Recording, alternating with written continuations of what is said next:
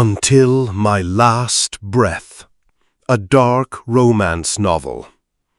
Prologue, The Sentence. The rain came down in sheets, turning London streets into rivers of black glass. Marcus Graves sat in the leather chair across from Dr. Ashford's mahogany desk, hands folded in his lap with the same composure he'd maintained through countless business negotiations.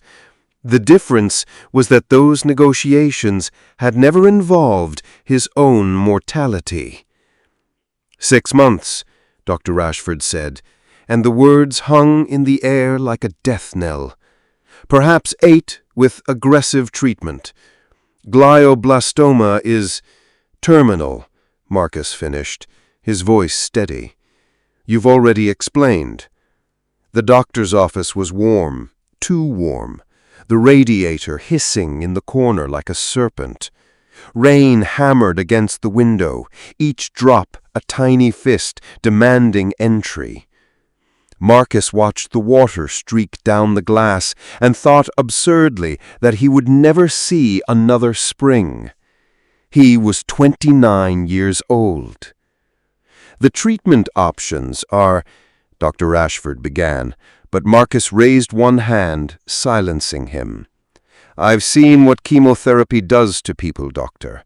I've watched strong men reduced to hollowed-out shells, vomiting into basins while their families weep. I've attended enough funerals to know that sometimes the treatment is worse than the disease. Mr. Graves, without treatment the progression will be rapid. You'll experience increasingly severe headaches, seizures, motor function deterioration. I understand. Marcus stood, buttoning his coat with fingers that didn't tremble. He'd trained himself long ago not to show weakness. A Graves did not flinch. A Graves did not break. Even when the world was ending, you maintained control. Dr. Ashford removed his glasses, suddenly looking older than his 60 years. Marcus, I've known you since you were a boy. Your father brought you to me when you broke your arm falling from that oak tree. You were 8 years old, and you didn't cry. Not once. I remember. You don't have to be brave now, not here. Something in Marcus's chest cracked, just slightly. If not here, then where? The doctor had no answer for that. Marcus left through the private exit, a courtesy extended to clients who valued discretion. The Graves family had been using Dr. Ashford for 3 generations. Loyalty, purchased and maintained. It was the only kind Marcus understood. His car waited in the alley, engine running, exhaust curling into the wet air like smoke. Owen stood beside it, umbrella in hand, his face carefully neutral. Owen had been Marcus's second-in-command for 7 years, his friend for longer, and he read Marcus better than anyone alive. "Well?" Owen asked. Marcus took the umbrella, though he didn't open it. 6 months. Owen's jaw tightened. Christ! Perhaps less. Marcus climbed into the back seat of the Bentley. Owen slid in beside him, and the driver pulled away without being told where to go. He knew. He always knew. Home. The Graves estate on the outskirts of the city, all Gothic spires and iron gates and ghosts. They drove in silence through streets Marcus had known his entire life, past the restaurant where his mother used to take him for Sunday roast before the cancer took her, past the boxing gym where he'd learned to fight when he was 12 and came home with black eyes and split knuckles, past the church where he'd stopped believing in God the day they lowered his mother into the ground. "Does your father know?" Owen asked, finally. "No." "He'll need to be told. Arrangements will need to be made for succession." "I know." Marcus's voice came out harder than intended. He softened it. "I know, Owen. I'm not an idiot." "I never said you were." Owen studied him with those sharp blue eyes that missed nothing. "What are you going to do?" Marcus watched the rain. "Die, I suppose. That seems to be what is expected of me. Don't be glib. Why not? Humor is all I have left. That wasn't true, and they both knew it. What Marcus had left was time. 180 days, give or take. 8,400 hours. 315,000 seconds, ticking away like a bomb he couldn't defuse. The question was what to do with them. He'd spent his life accumulating power, building the Graves empire into something that made other crime families whisper his name with respect and fear. He'd broken men who'd crossed him. He'd brokered deals that moved millions through shadow channels. He'd stood over bodies and felt nothing, because feeling was a luxury he couldn't afford. And what had it bought him? A terminal diagnosis at 29 and the certainty that he would die alone in that massive estate, surrounded by expensive things and not a single person who loved him. His father would mourn the loss of an heir, not a son. Owen would mourn a friend, but Owen had his own life, his own family. The rest would mourn the vacuum created, the instability, the opportunities that would open like wounds. No one would mourn Marcus himself. The realization should have hurt more than it did. Instead, it felt like confirmation of something he'd always known. He was a function, not a person, a tool in his father's hand, wielded and eventually discarded when it broke. The car turned through the iron gates of the estate. The house rose before them, 3 stories of stone and leaded glass, beautiful and cold. Every window was dark. No one was home.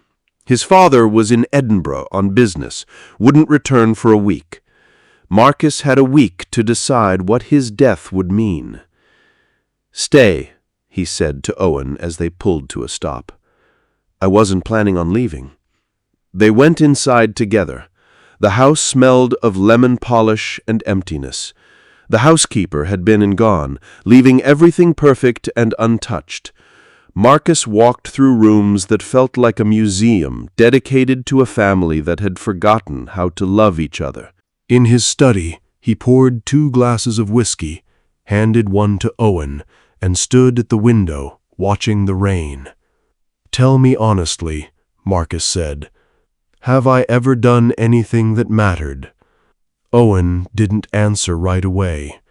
When he did, his voice was careful. "You've built an empire. That's not what I asked. You've protected our people. You've been fair when you could have been cruel. I've been a ghost. I've moved through this world without leaving a mark on it. And now I'm going to disappear entirely. And it will be as if I never existed. That's not true, isn't it?" Marcus turned to face his friend. "Name one person whose life is better because I was in it." Owen opened his mouth, closed it. The silence was answer enough. Marcus set down his glass with a soft click. 6 months, he said again, as if testing the words. What does a dying man do with 6 months? Whatever he wants. I've never known what I wanted, only what was expected of me. Then maybe it's time to learn. Outside, the rain continued its relentless assault on the world. Inside, Marcus felt something shift in his chest. Not acceptance, not yet, but perhaps the beginning of it. He had 6 months to live. The question was whether he could learn how to live them. He didn't know yet that the answer would arrive in 3 days, in the form of a marriage contract, and a woman with fire in her eyes who would teach him what it meant to be human. He didn't know yet that he would fall in love for the first and last time. He didn't know yet that his death would be the only gift he could give her. But He would learn. They always did, in the end. Chapter 1. The Contract. Part 1. Marcus. The marriage contract arrived on Marcus's desk 3 days after his diagnosis, delivered in a manila envelope by his father's personal courier. Marcus stared at it for a full minute before opening it, knowing that whatever was inside would be another move in his father's endless chess game. Richard Graves didn't make social calls. He made arrangements. Marcus slit the envelope open with a letter opener, sterling silver, a gift from a Russian arms dealer who'd later disappeared under mysterious circumstances. The irony of using a dead man's gift to open correspondence from his father wasn't lost on him. Inside, a standard marriage contract, the kind the Graves family had used for generations to formalize alliances. 12 pages of legal terminology that boiled down to a simple transaction. One bride, one groom, mutual benefits for both families. Except this time, Marcus was the groom. He read through it twice, his lawyer's training kicking in automatically. The terms were straightforward. The Chen family owed the Graves syndicate £2 million in accumulated debt, restaurant properties used as collateral for loans that had compounded over 15 years. In exchange for marriage to Marcus Graves, all debts would be forgiven. The standard clause appeared on page 7. All financial obligations shall be dissolved upon the natural death of the husband, at which point the wife shall be released from all contractual obligations to the Graves family. Marcus leaned back in his chair, a bitter smile touching his lips. His father didn't know about the diagnosis. This contract had been in the works for weeks, maybe months, part of Richard's plan to secure the Chen properties for redevelopment. The old man sought everything as assets and leverage. A marriage was just another business acquisition. But the clause, the one meant to protect the widow from being trapped in the family after her husband's death, took on a different meaning when you knew the husband had 6 months to live. Marcus pulled out his phone and called Owen. "I need you to look into someone. Ivy Chen, daughter of Robert Chen, owns Golden Phoenix Restaurant in Chinatown." "Why?" "Because I'm apparently marrying her." Silence. Then, "Your father? Who else?" "Christ, Marcus, you can't be serious about going through with this." "Why not?" Marcus stood, walking to the window. Rain still fell, as it had for days, London drowning slowly. "I have 6 months, Owen. My father will find out eventually. When he does, he'll start circling like a shark, looking for ways to secure succession, maintain control. This marriage buys me time." "Time for what?" Good question. Marcus didn't have an answer yet. "Just get me the information," he said, and hung up. The file arrived by evening. Owen had been thorough, as always. Ivy Chen, 26 years old, born in London, grew up in Chinatown above her father's restaurant. Studied architecture at University College London, but dropped out in her 3rd year when her father's debt situation became critical. Currently working 3 jobs: waitress at her father's restaurant, administrative assistant at a law firm, and weekend shifts in a bookshop in Bloomsbury. Marcus studied her photograph, a candid shot taken outside the restaurant. She was small, maybe 5'4", with sharp features and dark hair pulled back in a practical ponytail. She wasn't smiling. She looked tired, the kind of bone-deep exhaustion that came from carrying too much weight for too long. She had a younger brother, Lily, 16, brilliant, currently on scholarship at Westminster School. The scholarship covered tuition, but not living expenses. Ivy worked to keep him there. Everything she did was for her family. Marcus understood that. He'd spent his life doing what was expected for the family name. The difference was that Ivy's family actually seemed to love her. He kept reading. No criminal record, no history of drug use or reckless behavior. She'd had one serious relationship in university that ended badly. Her ex had been the son of a prominent banker who'd cut her off when his family found out about her father's connections to the underworld. She'd been hurt by that. Marcus could tell from the way the timeline shifted afterward, the way she'd withdrawn from social activities, focused entirely on work and survival. She'd been betrayed by someone she trusted. That would make her wary, smart. Marcus closed the file and poured himself a drink. Single malt, 25 years old, smooth and burning. He stood at the window watching the city lights blur through rain and asked himself what he was doing. The honest answer, he didn't know. The practical answer, he was buying 6 months of autonomy from his father's plans by giving the old man exactly what he wanted, a marriage that would secure the Chen properties. But there was another answer, one that whispered in the back of his mind, where the tumor was quietly growing, killing him cell by cell. He had 6 months to live, and he had never lived at all. Maybe this woman with fire in her tired eyes could teach him how.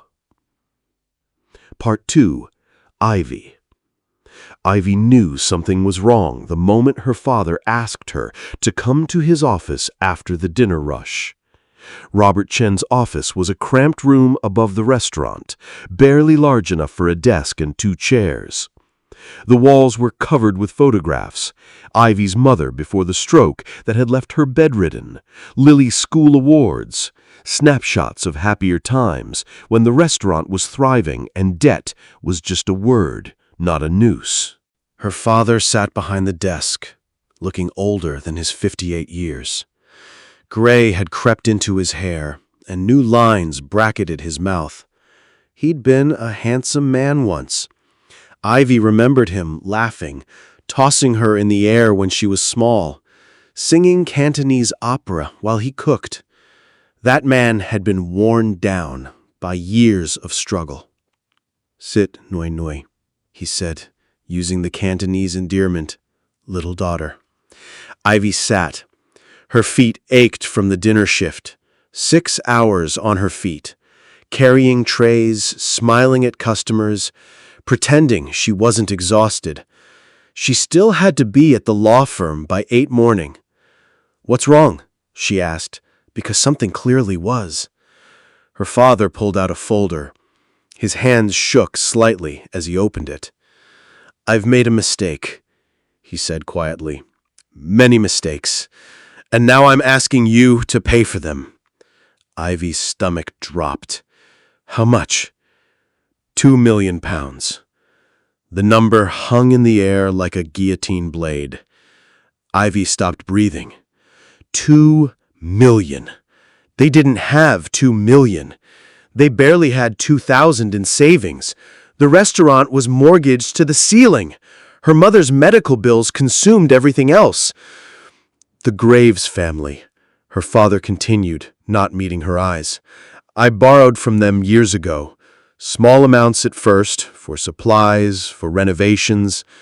The interest," he spread his hands helplessly, "it compounded.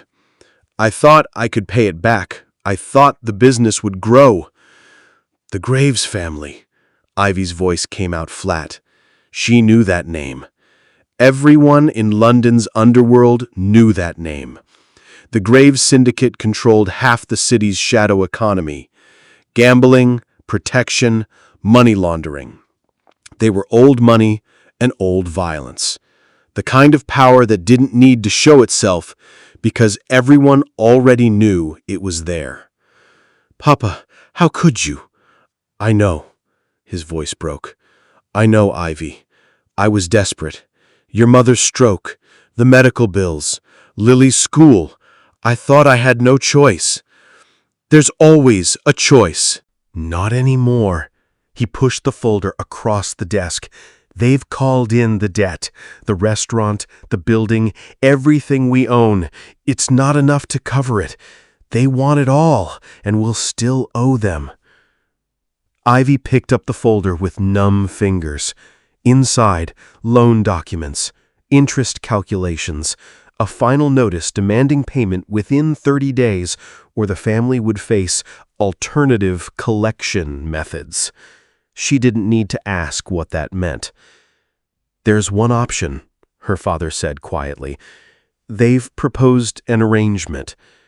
"What kind of arrangement?" He couldn't look at her. That's when Ivy knew. "No," she said immediately. "No, Papa, you can't. Listen to me." He finally met her eyes, and she saw tears there. Her father never cried. "Marcus Graves, the heir, needs a wife. It's a business arrangement. You marry him, the debt is forgiven, all of it. The restaurant stays in the family. Lily keeps his scholarship." "You want to sell me?" "I want to save us." His voice was desperate now. "Ivy, if we don't do this, we lose everything. The Graves family doesn't forgive debts. You know what they do to people who can't pay." She did know. She'd heard the stories. Broken legs, burned businesses, people who disappeared and were never found. The Graves family was civilized until you crossed them. Then they were medieval. "I won't do it," Ivy said, standing. The chair scraped harshly against the floor. "I won't marry some criminal I've never met just to—" "Your brother," her father interrupted. "Think about Lily. He has a chance, Ivy, a real chance to get out of this life, to go to university, to become something, but only if he finishes at Westminster. If we lose the restaurant, if we can't pay for his expenses, where does he go?" Ivy's hands clenched into fists. Lily. Always Lily. Her brilliant baby brother with his physics awards and his dreams of studying engineering at Cambridge. The boy who'd never asked for any of this, who had no idea how close they were to losing everything. "Let me see it," she said finally. Her father handed over another document, the marriage contract. Ivy read it standing up, her lawyer's training from her unfinished degree kicking in automatically. Standard terms, binding arbitration, no prenuptial assets. And there, on page 7, the clause that made her breath catch. "All financial obligations shall be dissolved upon the natural death of the husband." She read it again. Upon his death, she'd be free? The debt gone, no ties to the Graves family. Of course, Marcus Graves was 29 years old and presumably healthy. She could be trapped in this marriage for decades. But at least Lily would be safe. Her mother would be cared for. The restaurant wouldn't become another empty storefront in a gentrifying neighborhood. "Have you met him, this Marcus Graves?" "Once, years ago. He was just a boy then. His father brought him to the restaurant." Her father's expression was troubled. "He was quiet, controlled. Even at 16, he carried himself like a man who'd seen too much." "Is he cruel?" "I don't know." Ivy looked down at the contract again. 12 pages that would determine the rest of her life. She thought about her architecture degree, abandoned, her dreams of designing buildings that would change skylines, create spaces where people could live and breathe and be human. She'd given that up to save the family. What was one more sacrifice? I need to think, she said. They want an answer tomorrow. Of course they did. No time to plan, to find alternatives, to escape. That was how predators worked. They cornered you and made you choose between bad and worse. The Graves estate sat on the outskirts of London, surrounded by iron gates and oak trees that had stood for centuries. Ivy arrived in a taxi she couldn't afford, wearing the only dress she owned that seemed appropriate for meeting a crime lord. Simple black, knee-length, paired with her mother's jade earrings for luck. The gates opened automatically as the taxi approached. They drove up a long gravel drive to a house that looked like it had been transplanted from a Gothic novel, all stone and shadow and windows that watched like eyes. Ivy paid the driver and stood alone before the massive front doors, contract in hand. She'd barely raised her hand to knock when the door opened. The man who stood there wasn't Marcus Graves. He was younger, maybe mid-30s, with sandy hair and sharp blue eyes that assessed her in seconds. "Ms. Chen," he said, not a question. "I'm Owen. Come in." The interior was as intimidating as the exterior. Marble floors, oil paintings in gilt frames, a chandelier that probably cost more than her family's entire restaurant. It was beautiful and cold, like a museum where nothing was meant to be touched. "He's in the study," Owen said, leading her down a hallway lined with portraits of stern-faced men who all had the same hard eyes. The Graves family tree, painted in oils and disappointment. Owen stopped before a heavy wooden door. "Fair warning, he's not what you're expecting." "What am I expecting?" "A monster." Owen's smile was thin. "You'll find he's worse than that. He's human." Before Ivy could ask what that meant, Owen knocked twice and opened the door. The study was all dark wood and leather. Shelves lined with books that looked actually read, not just decorative. A fire burned in the fireplace despite the season, making the room warm and close. Marcus Graves stood at the window with his back to her. He was taller than she'd expected, maybe 6'2", wearing a black suit that fit like it had been tailored specifically for him, which it probably had. His dark hair was slightly too long, touching his collar, and even from behind she could see the tension in his shoulders. He didn't turn around when she entered. "Miss Chen," he said, his voice low and controlled, the kind of voice that didn't need to rise to command attention. "Thank you for coming. Did I have a choice?" That made him turn. Ivy's breath caught. He was younger than she'd expected. 29, the file had said, but he could have passed for younger if not for his eyes.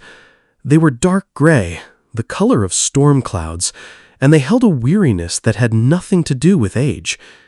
He looked like a man who had already died and was just waiting for his body to catch up. "No," Marcus said quietly. "You didn't have a choice. Neither did I. Shall we at least be honest about that?" Ivy lifted her chin. "I'll marry you, but don't expect me to pretend to love you." Something flickered in those gray eyes. Amusement, maybe? Or pain? He said, "I wouldn't dream of asking you to lie." They stared at each other across the expensive carpet, two people trapped in a contract neither of them wanted, both trying to figure out who would break first. Marcus gestured to a chair. "Sit. We should discuss terms." "I've read the contract." "Then you know what's expected. A wife in name, appearances to maintain. No actual," she hesitated, "intimacy. Required. Unless you want it." The words hung between them, dangerous and electric. Ivy felt heat creep up her neck. "I won't want it," she said firmly. Marcus met her eyes. "I'm not interested in dominating you, Miss Chen. I'm interested in honoring a contract. You give me a wife for appearances, I give your family freedom from debt. Beyond that, What you do with your life is your business." It was too good to be true. Ivy's instincts screamed trap. "What's the catch?" "No catch." Marcus signed the contract with a flourish. "Just a marriage, and eventually, when I'm dead, you'll be free of it." The way he said it, "when I'm dead, not if," made Ivy's skin prickle. "You sound like you're expecting to die young." "We all die, Miss Chen. Some of us just have a better idea of when." Before Ivy could ask what he meant, he held out the pen. "Sign, and it's done. Refuse, and I'll make sure your father's debt is forgiven anyway. I'm not my father. I don't punish innocent people for other people's mistakes." Ivy stared at the contract, at the pen, at this strange, sad man who held her family's fate in his hands and was offering her freedom instead of chains. She signed. Marcus watched her signature dry on the page, and something in his expression shifted, softened, just for a moment. "We'll be married in 3 days. I'll send a car for you." "I can find my own way." "I'm sure you can, but I'll send a car anyway." Ivy stood, clutching the contract. "Is there anything else?" Marcus walked her to the door. Up close, she could smell his cologne, something expensive and woody, cedar maybe, with undertones of smoke. "Just one thing," he said quietly. "I know you don't want this. I know you're doing it to save your family. I respect that. But I want you to know I will never hurt you. That's a promise." Ivy looked up at him, at those storm-gray eyes that held too many secrets. "Why should I believe you?" "You shouldn't, but I'm saying it anyway." He opened the door. Owen waited in the hallway, ready to escort her out. Ivy left without looking back, but she felt Marcus's eyes on her all the way to the car. 3 days later, Ivy Chen became Ivy Graves, and neither of them knew yet that in 6 months she would be a widow. But they would learn. They always did in the end. The dress arrived the morning of the wedding. Ivy stood in her cramped bedroom above the restaurant, staring at the garment bag hanging on her closet door like an accusation. She hadn't ordered a dress. She'd planned to wear the same black dress from the meeting. Practical, appropriate, utterly devoid of sentiment.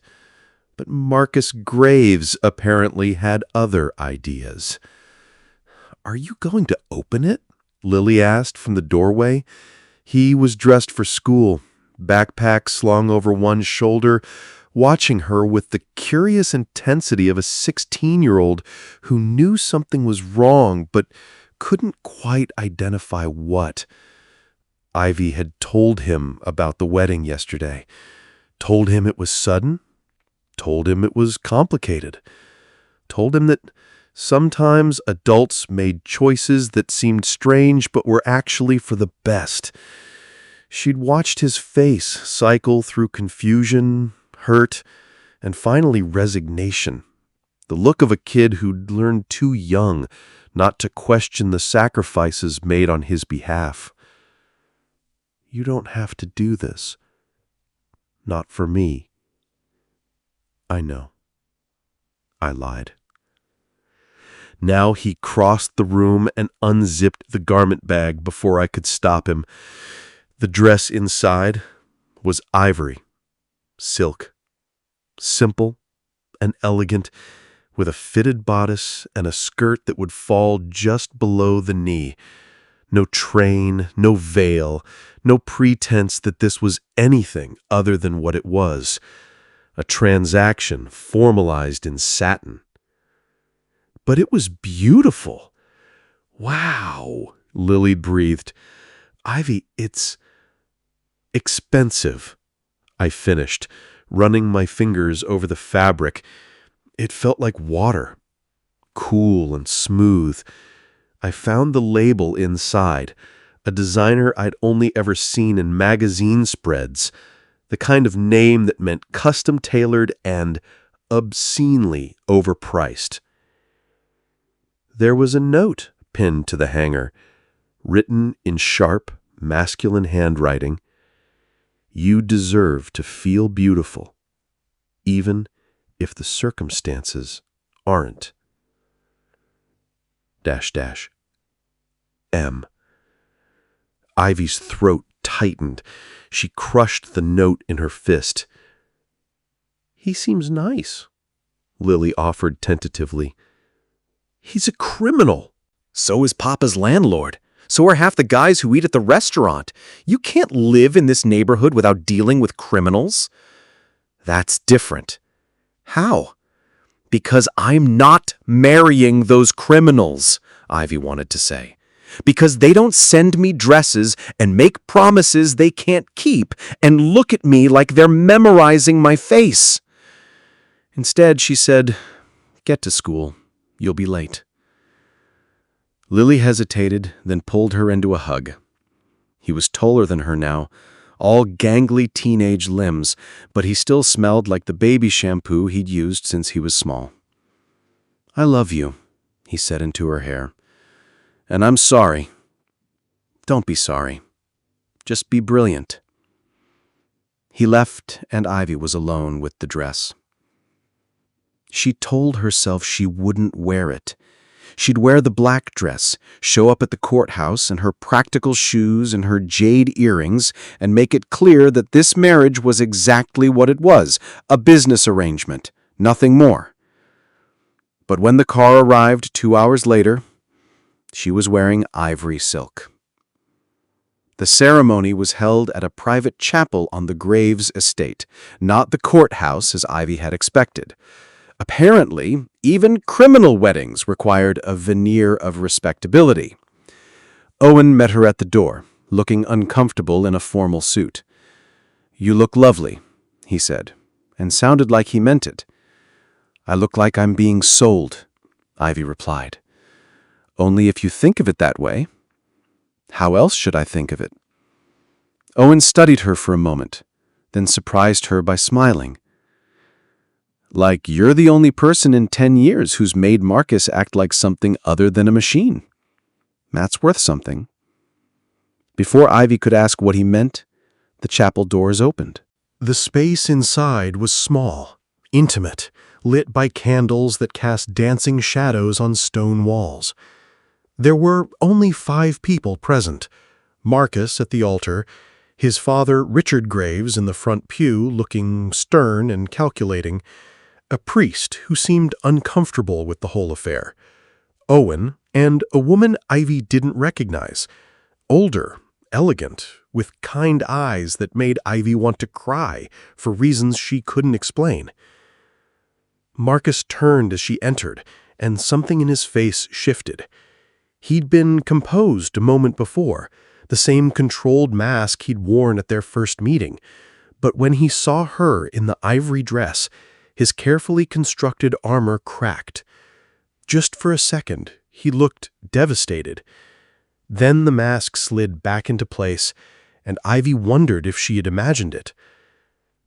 She walked down the short aisle, alone. No one to give her away. Her father had wanted to come, but Ivy had refused. She wouldn't let him participate in the transaction he'd created. Marcus waited at the altar, in a black suit that made him look like a beautiful ghost. His face was pale.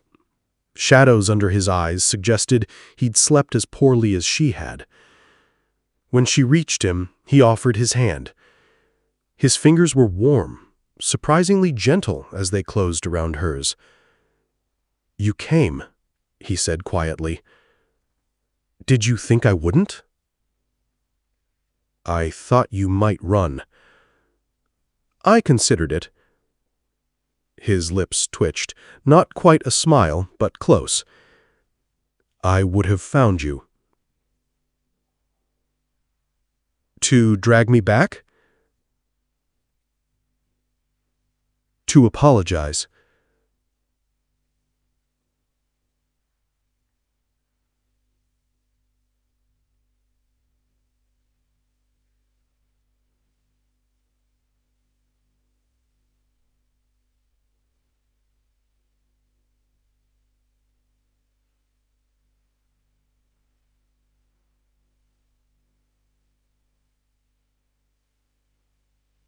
Ivy heard herself say, "I do," and the words felt like a door closing. The priest asked if Marcus took this woman. There was a pause, barely a heartbeat, but enough for Ivy to feel panic flutter in her chest. Then Marcus said, "I do," and his voice was steady, certain, as if he'd never doubted it for a second.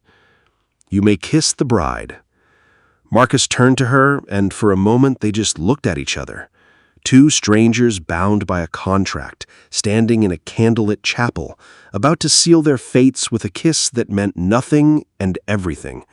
"We don't have to," Marcus said quietly, meant only for her. But Ivy was tired of being cautious, tired of holding back. If she was going to do this, marry a man she didn't know, bind herself to a family she didn't trust, she was going to do it on her terms. She rose on her toes and kissed him. It was meant to be brief, perfunctory, the kind of kiss you gave at a business wedding. But the moment their lips touched, something shifted. Marcus made a sound in the back of his throat, surprise or pain or longing, and his free hand came up to cup her face with a gentleness that contradicted everything she knew about him. His thumb brushed her cheekbone, and Ivy felt heat pool in her stomach, felt her defenses crack just slightly. The kiss lasted 3 seconds, maybe 4. When they broke apart, both were breathing harder than they should have been. Richard Graves was watching them with narrowed eyes, calculating. The woman Ivy didn't know was smiling. Owen looked satisfied, like he'd won a bet. The priest pronounced them man and wife. Ivy was now Mrs. Graves. The thought made her want to laugh or scream or both. Part 2. Marcus. Marcus had attended dozens of weddings in his life. Family obligations, business alliances, ceremonies where the bride and groom were strangers to each other and everyone knew it. He'd watched couples exchange vows with all the emotion of reading a grocery list. He'd never expected his own wedding to be different. But when Ivy walked down that aisle in the dress he'd chosen, ivory silk that made her skin glow in the candlelight, her dark hair falling loose around her shoulders instead of pulled back in the severe ponytail she usually wore, something inside him cracked. She was beautiful. Not in the manufactured way of the women his father usually paraded in front of him, all expensive makeup and designer clothes worn like armor. Ivy's beauty was quiet, fierce, the kind that came from strength rather than decoration. And she was his wife. The thought should have felt like a burden. Instead, it felt like salvation.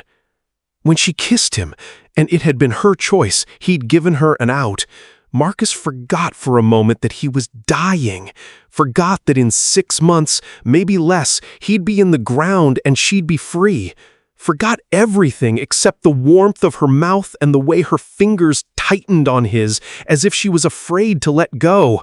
He wanted to deepen the kiss, pull her closer, memorize the taste of her. He forced himself to pull back instead. When he opened his eyes, she was looking at him with an expression he couldn't read. Surprise, confusion, something that might have been desire, if he let himself believe it. "Mr. and Mrs. Graves," the priest said, sounding relieved to be done with this uncomfortable ceremony. Richard Graves stood, all sharp angles and cold assessment.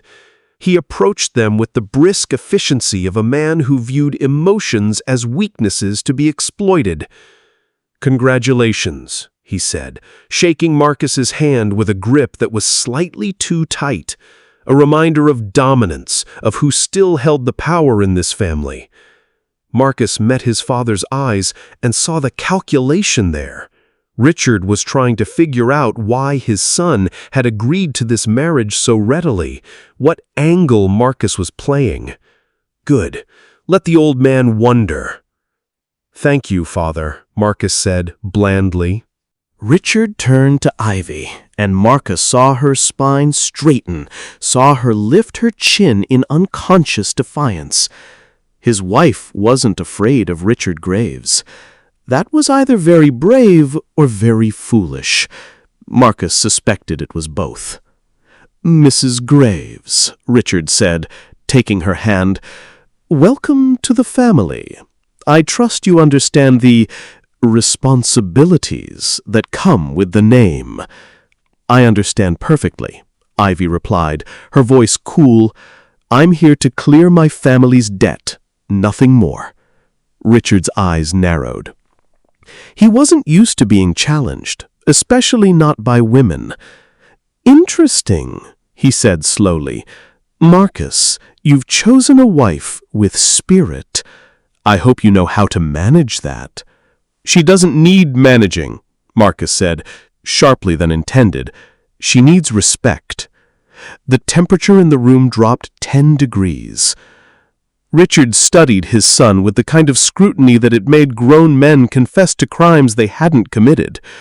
Marcus held his gaze, refusing to look away, and something passed between them, a challenge, a recognition that the power dynamic was shifting.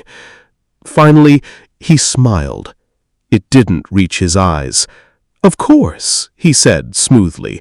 I meant no disrespect. He turned back to Ivy. I look forward to getting to know you better, my dear. Family dinners every Sunday. I trust you'll attend. It wasn't a request. Ivy glanced at Marcus, who gave a barely perceptible nod. Pick your battles. Of course, she said, matching Richard's false politeness perfectly. Richard left then, his business concluded, trailing power and implicit threats in his wake. The moment he was gone, the woman who'd been sitting quietly in the pew stood and approached them. She was in her 60s, with silver hair and laugh lines around her eyes that suggested she'd lived a life very different from Richard's cold efficiency. Ignore him, she said warmly, taking Ivy's hands in both of hers. Richard Graves is a bastard, and he raised his son to be one too. But Marcus, at least, has the decency to fight it. Aunt Catherine, Marcus said, and there was genuine affection in his voice. You didn't need to come. Of course I did.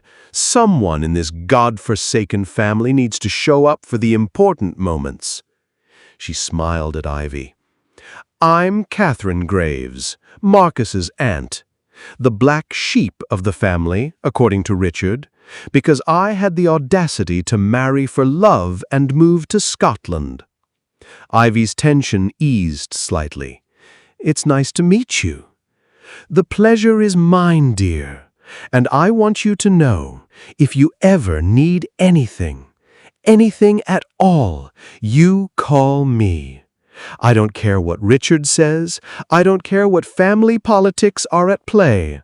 You're part of this family now, and that means you have at least one ally. She pressed a card into Ivy's hand and kissed her cheek, and then did the same to Marcus. Take care of her, she whispered to him. She's the best thing that's happened to you. I know, Marcus replied quietly. Catherine left, and then it was just Marcus, Ivy, and Owen in the small chapel. Well, Owen said, breaking the silence, that was painless. Relatively, Marcus agreed. Ivy was quiet, studying the card Catherine had given her. When she looked up, her eyes found Marcus's. What now? She asked. Good question. Marcus had planned this far, the wedding, the contract, the binding of two lives that would last exactly as long as his diagnosis allowed, but he hadn't thought about what came after. Now, he said slowly, we go home.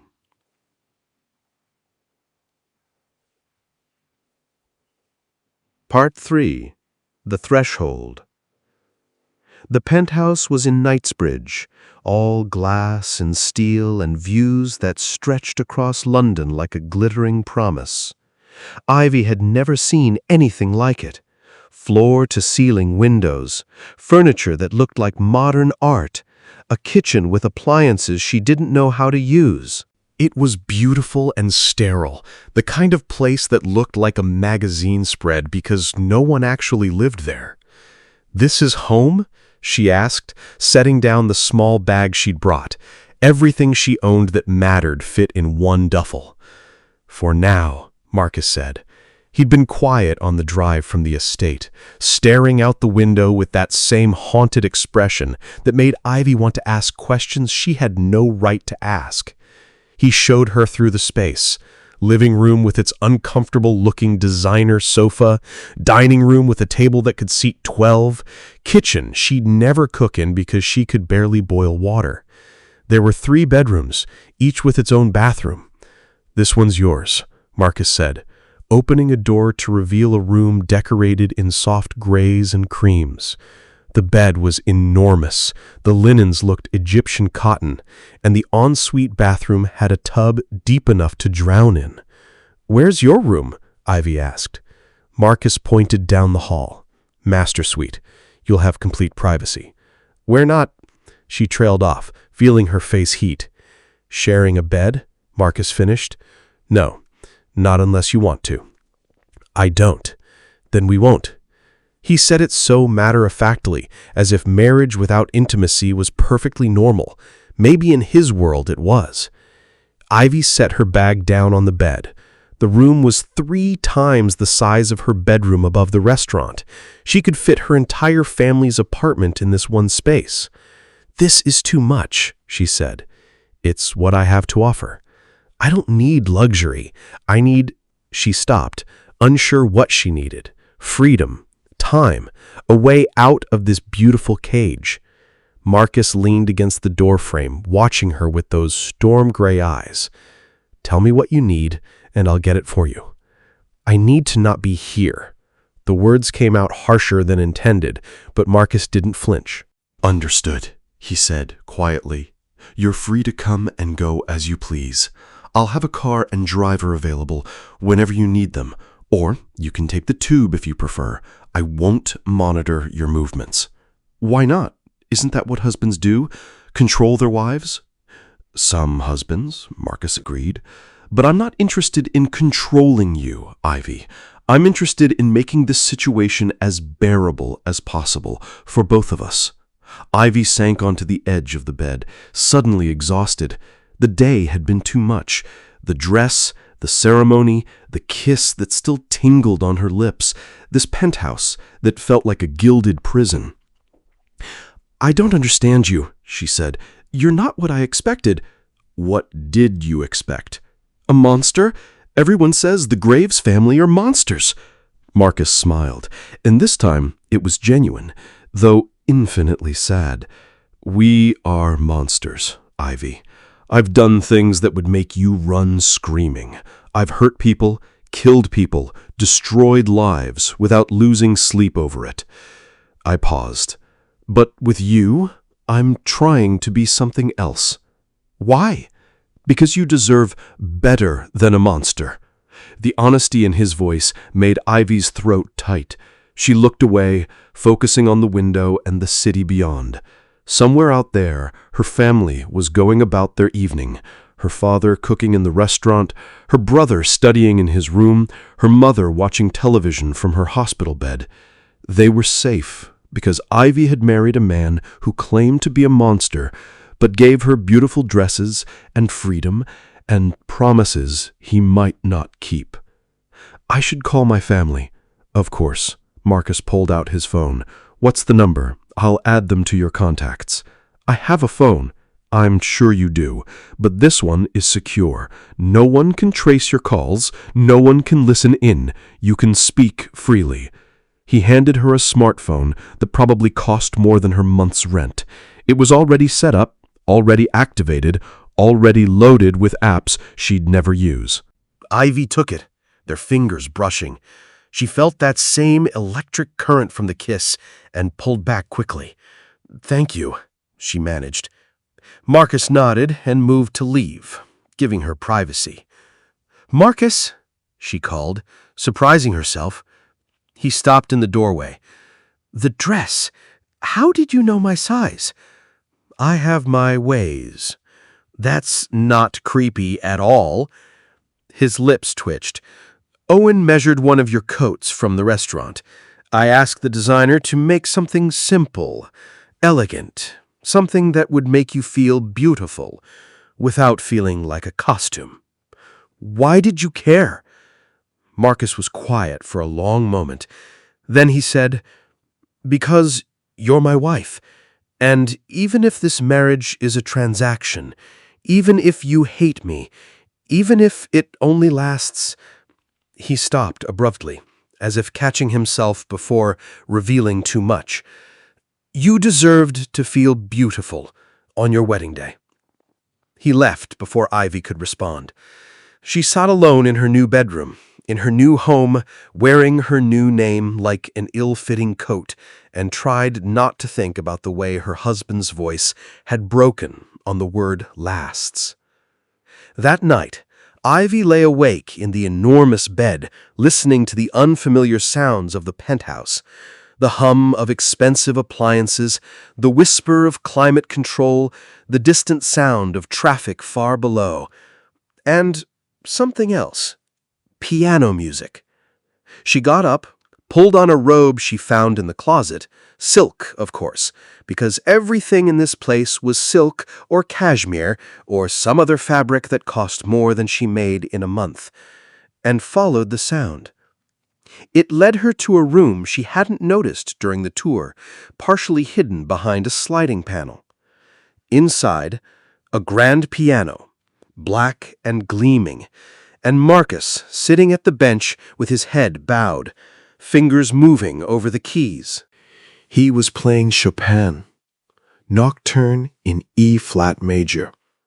Ivy recognized it from her mother's collection of classical CDs, the ones she'd play during Sunday dinners, when they'd still had Sunday dinners, before the stroke, before the debt, before everything fell apart. The music was heartbreakingly beautiful, and Marcus played it like he was trying to exorcise demons. Ivy stood in the doorway, watching his profile in the dim light.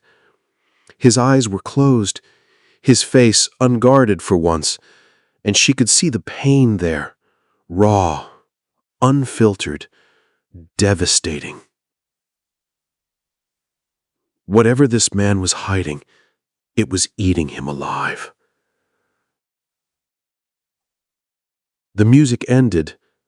Marcus's hands stilled on the keys. "You can come in," he said without opening his eyes. "I know you're there." Ivy hesitated, then stepped into the room. "I couldn't sleep." "Neither could I." "You play beautifully." "My mother taught me, before she died."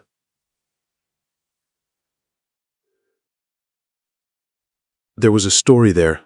Ivy could feel it.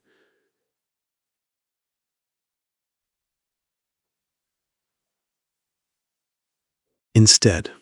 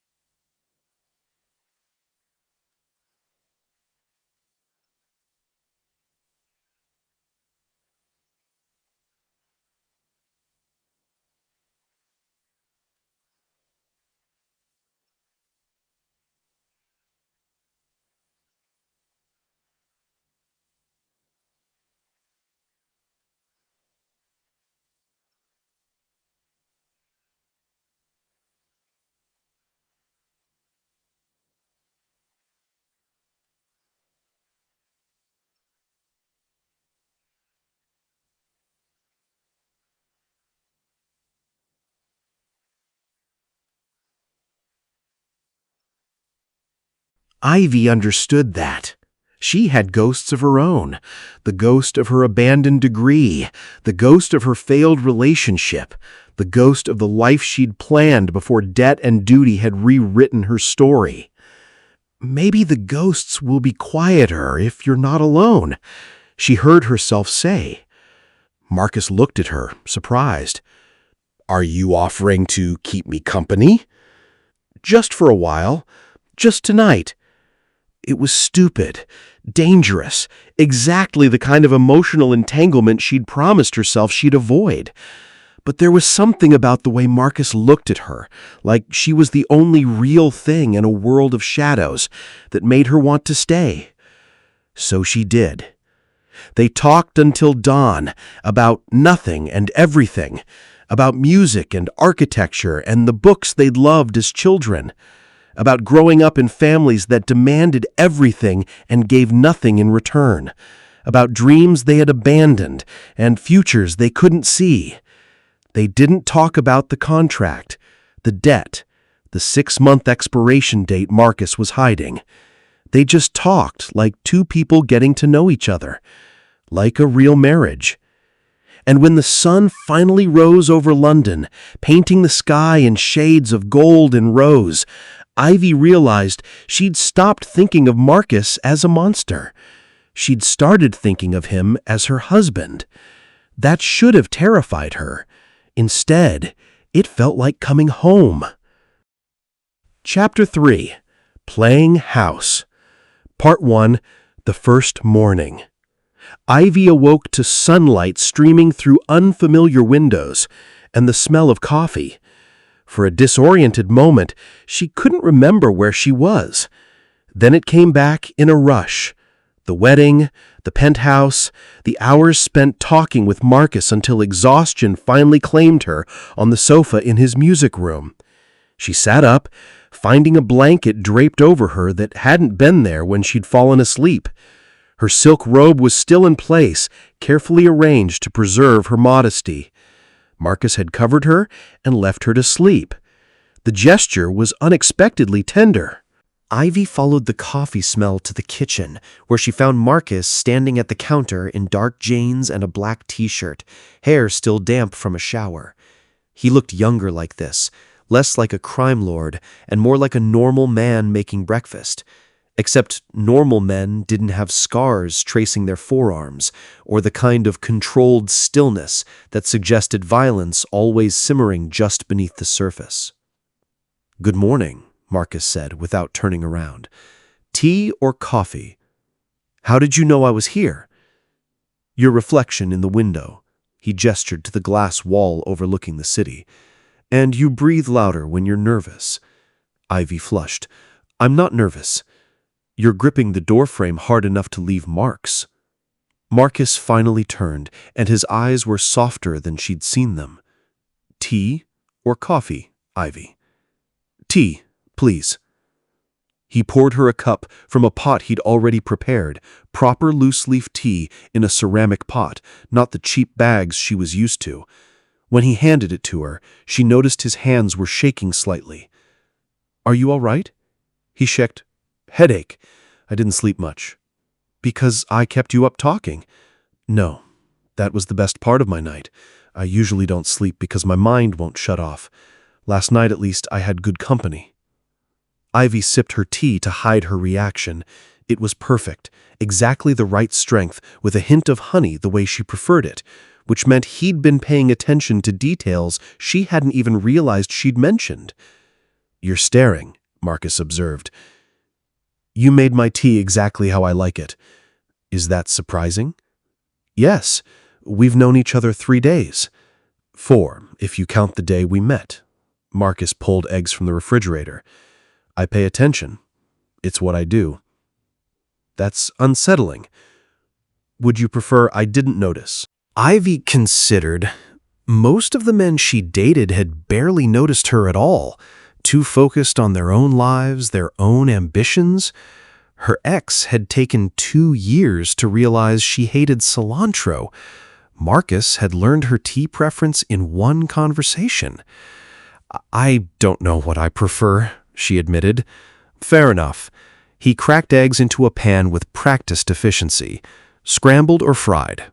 I can make my own breakfast, I'm aware, but I'm already cooking, and you look like you could use actual food. When was the last time you ate something that wasn't grabbed between shifts? Ivy opened her mouth to argue, then realized she couldn't remember. Yesterday had been a blur of nervous energy and the wedding and... Scrambled, she said quietly. Marcus nodded and cooked in comfortable silence while Ivy perched on a bar stool, watching him move around the kitchen like he actually knew what he was doing, which apparently he did. "Your mother taught you to cook too?" she asked. "No, Owen's wife, Sarah. She decided I was hopeless and took it upon herself to teach me basic survival skills. She said a man who couldn't feed himself was destined to starve or marry badly." "Owen's married?" 15 years, 2 kids. He keeps them far away from the family business." He set the plate in front of her. "Eat." The eggs were perfect. Fluffy, seasoned just right, with a sprinkle of fresh herbs she couldn't identify. Ivy ate mechanically at first, then with genuine hunger as her body reminded it had been running on fumes for days.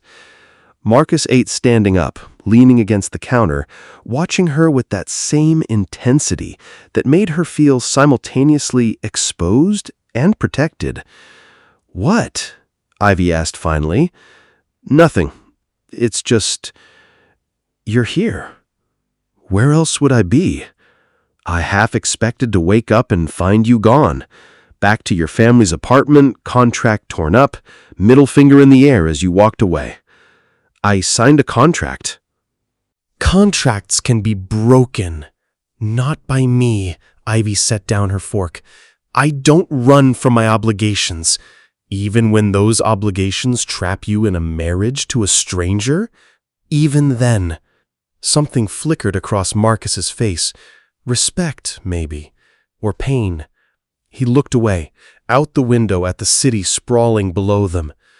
"You should know," he said quietly. "You're free to leave whenever you want. The contract protects your family regardless. If you decide you can't do this, living here, being my wife, pretending this is normal, just go. I won't stop you. And if your father finds out? My father doesn't control me as much as he thinks he does." Marcus met her eyes. "I mean it, Ivy. You're not a prisoner. You're not property. You're a person who deserves to make her own choices." Ivy studied him. This complicated, contradictory man who claimed to be a monster, but cooked her breakfast and gave her freedom and looked at her like she was something precious. "I'll make you a deal. I'm listening. I'll stay. I'll be your wife for appearances, attend your family dinners, play the role. But in exchange, you stop treating me like I'm going to shatter." Marcus raised an eyebrow. "I don't... You do. You're careful around me, gentle, like you're afraid I'll break or run or both." Ivy stood, carrying her plate to the sink. "I'm stronger than you think I am.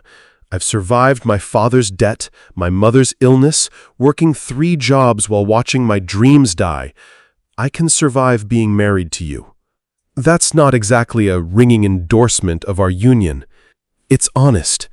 She rinsed her plate, very aware of Marcus behind her. "You want honesty, right? Not performance?" "Yes." "Then stop apologizing for existing. Stop giving me escape routes. We're in this together, whether we like it or not. So let's just figure it out." Silence. Then Marcus laughed. A real laugh, surprised and warm, and completely unguarded. "All right, no more kid gloves. But fair warning, I'm not good at this." At what? Partnership, sharing space, being married. He moved closer, and Ivy caught that cedar and smoke scent again. "I've spent my entire life alone, even when surrounded by people. I don't know how to be a husband. I don't know how to be a wife. especially not to a man I barely know. Then we'll learn together." They stood there in the gleaming kitchen, morning light making everything soft and possible, and for a moment Ivy let herself imagine it could actually work, this strange arrangement, this marriage of convenience that was starting to feel like something more. "I need to go see my family today," she said, breaking the spell. "My mother will want to know I'm all right." "Of course. I'll have Owen drive you. I can take the tube." "Ivy." "What?" Marcus's expression was serious now. "You're a Graves now. That means you're a target. My enemies will see you as leverage, a weakness to exploit. I need to know you're safe." "Fine, but Owen drives me there and then leaves. I visit alone." "Deal." Part 2. Homecoming. The Golden Phoenix looked exactly the same as it had 4 days ago. Red lanterns swaying in the breeze, hand-painted sign advertising dim sum and noodles, the same crack in the window that Ivy's father kept meaning to fix, but never did. But everything was different because Ivy was different. She was Mrs. Graves now. She wore a ring that probably cost more than the restaurant was worth. She arrived in a car that made heads turn on the narrow Chinatown street. Her father met her at the door, and the relief on his face nearly broke her. "Noi noi," he breathed, pulling her into a hug that smelled like ginger and rice wine and home. "Are you all right? Did he hurt you?" "I'm fine, Papa. He's been kind." Robert pulled back, studying her face for lies. Whatever he saw there made his shoulders relax slightly. "Come, your mother is waiting." They climbed the narrow stairs to the apartment above the restaurant. The space was cramped, familiar, filled with the clutter of 3 people living in a place designed for one. Ivy's mother sat in her wheelchair by the window, the afternoon light making her look fragile as rice paper. "Ma," Ivy said, kneeling beside the chair. Her mother's face lit up.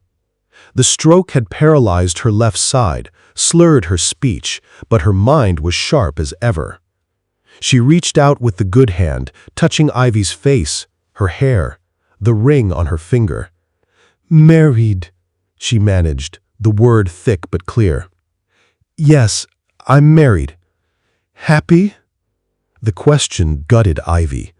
Her mother couldn't know the truth, that the marriage was a transaction, that Ivy had sold herself to save the family, that she wore designer clothes and lived in a penthouse but felt like a beautiful prisoner.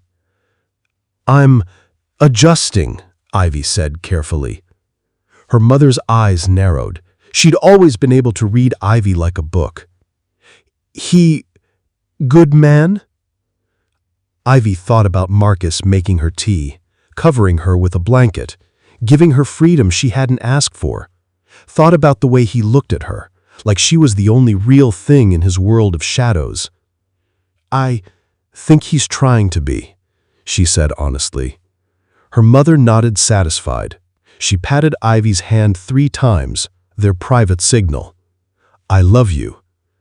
Ivy stayed for 2 hours, helping her father prep vegetables for the dinner service, catching up with Lily about his physics exam, pretending everything was normal.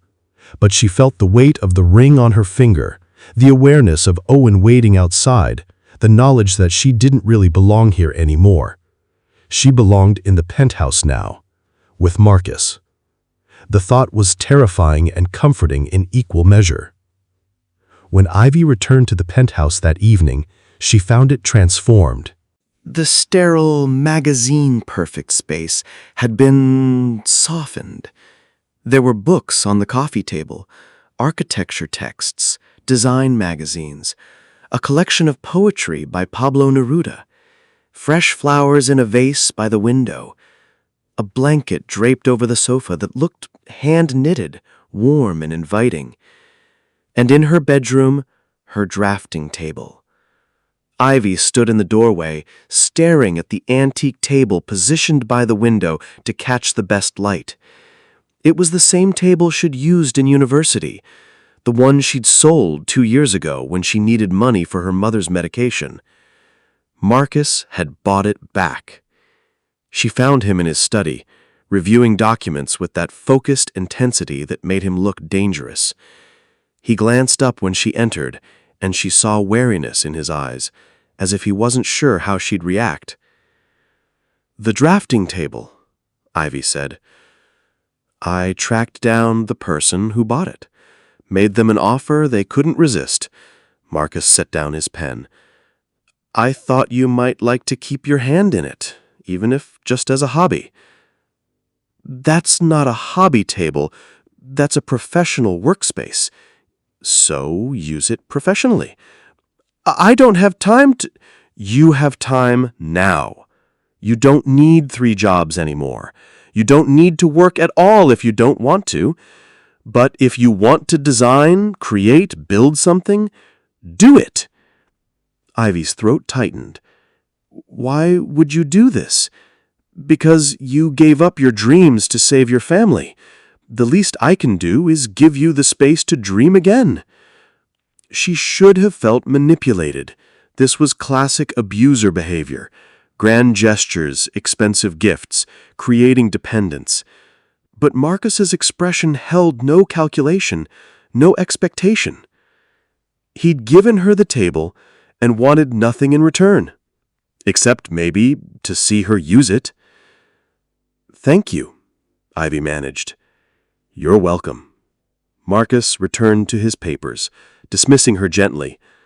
But as she turned to leave, he added, "Ivy? Yes? I'm glad you came back. Where else would I go?" Anywhere.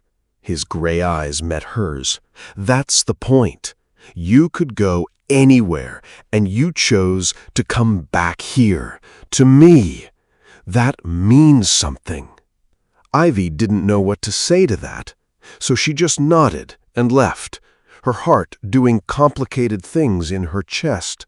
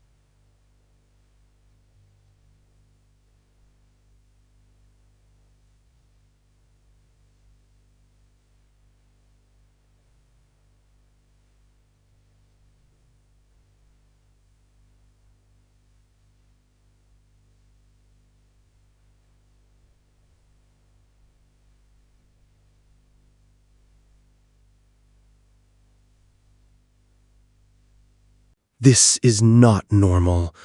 Ivy grabbed a towel, pressed it to his face. His skin was clammy, too pale. How long has this been happening? Doesn't matter. It matters to me. Marcus looked at her then, really looked at her, and something in his face crumpled. For just a second, his armor fell away completely, and Ivy saw the fear beneath it. "I'm sorry," he whispered. "For what?" But he had already rebuilt the walls. "Help me up." Ivy wanted to demand answers, to shake him until the truth fell out. Instead, she helped him to his feet, supported his weight as they walked back to his bedroom. She made him sit on the bed while she got a wet cloth, cleaned the blood from his face. "You need to see a doctor." "I have a doctor." "Then you need to listen to them." Marcus caught her wrist, his grip surprisingly strong. "Ivy, stop." "Stop what?" "Caring. This isn't part of the contract." The words stung more than they should have. "Maybe I've decided the contract is bullshit." "You can't." "Can't what? Can't care about my husband when he's clearly sick? Can't worry when I find you bleeding on the bathroom floor?" Ivy pulled her hand free. "You keep telling me I'm free to make my own choices. Well, I choose to care. Deal with it." Marcus stared at her, something like wonder in his eyes. "You're remarkable. You know that." "I'm practical. There's a difference." "No, you're remarkable." He reached up, tucked a strand of hair behind her ear with a gentleness that made her breath catch. "I don't deserve you." "Probably not," Ivy agreed, trying to lighten the moment. "But you're stuck with me anyway." His smile was sad, tired, full of things unsaid, for better or worse. "That's how the vow goes." They sat there in the dim bedroom, dawn still hours away, and Ivy made a decision.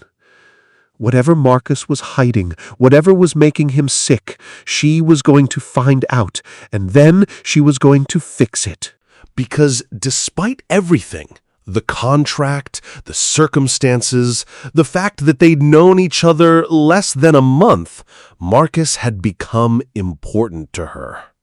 When exactly that had happened, she couldn't say, but it was true, and the truth, once acknowledged, changed everything. Chapter 4. Cracks in the Armor. Part 1. The Gala. The invitation arrived on a Tuesday, delivered by courier in a cream envelope embossed with gold. The Graves Foundation Annual Charity Gala. Black tie required. Mr. Marcus Graves and Mrs. Ivy Graves. Ivy stared at her name, Mrs. Ivy Graves, and felt the weight of it settle over her shoulders like a cloak she hadn't asked to wear. "It's my father's ego project," Marcus said from the doorway. She hadn't heard him approach, but she was getting used to that. He moved like a shadow. "It's my father's ego project. Once a year, he parades the family around to convince London's elite that we're civilized, philanthropic even." "And are you? Civilized?" Marcus's smile was sharp. "Not particularly, but we put on a good show." He crossed the room, looking tired despite the early hour. The headaches were worse lately. Ivy had caught him taking pills he tried to hide, pressing ice to his temples when he thought she wasn't watching. "You don't have to go. I can make an excuse." "Your father would love that, wouldn't he? Proof that I'm not fit to be a Graves." "You're more fit to be a Graves than any of us. But the gala is performative, exhausting. full of people who'll smile while calculating how to use you against me. Sounds delightful. It's torture, actually. But if you're willing to endure it, I'll make sure you're protected. Ivy studied his profile, the sharp line of his jaw, the shadows under his eyes, the way he held himself like a man bracing for impact. I'll go, but I'll need a dress. Already taken care of. Of course it is. She should have been annoyed at his presumption. Instead, she felt something warmer. He was taking care of her, in his careful, controlled way. There's one condition, Marcus added. What? He turned to face her, and his expression was deadly serious. Stay close to me. Don't let anyone separate us. And if someone makes you uncomfortable, anyone at all, you tell me immediately. Are you expecting trouble? I'm always expecting trouble. His hand found hers, fingers threading through hers with a familiarity that sent electricity up her arm. But especially at events like this. My enemies will see you as leverage, and some of them will be at the gala wearing tuxedos and false smiles. Ivy squeezed his hand. I can handle myself. I know you can, but humor me anyway. The dress arrived 2 days later. It was emerald green silk, the color of deep forests and hidden things. The neckline was elegant but not revealing, the fit perfect, the skirt falling in soft waves to the floor. When Ivy tried it on, she barely recognized herself in the mirror. She looked like someone who belonged in Marcus's world. The thought should have been comforting. Instead, it felt like losing another piece of herself. The night of the gala, Marcus knocked on her bedroom door precisely at 7. Come in, Ivy called, still struggling with the clasp of her necklace, a simple gold chain with a jade pendant her mother had given her years ago.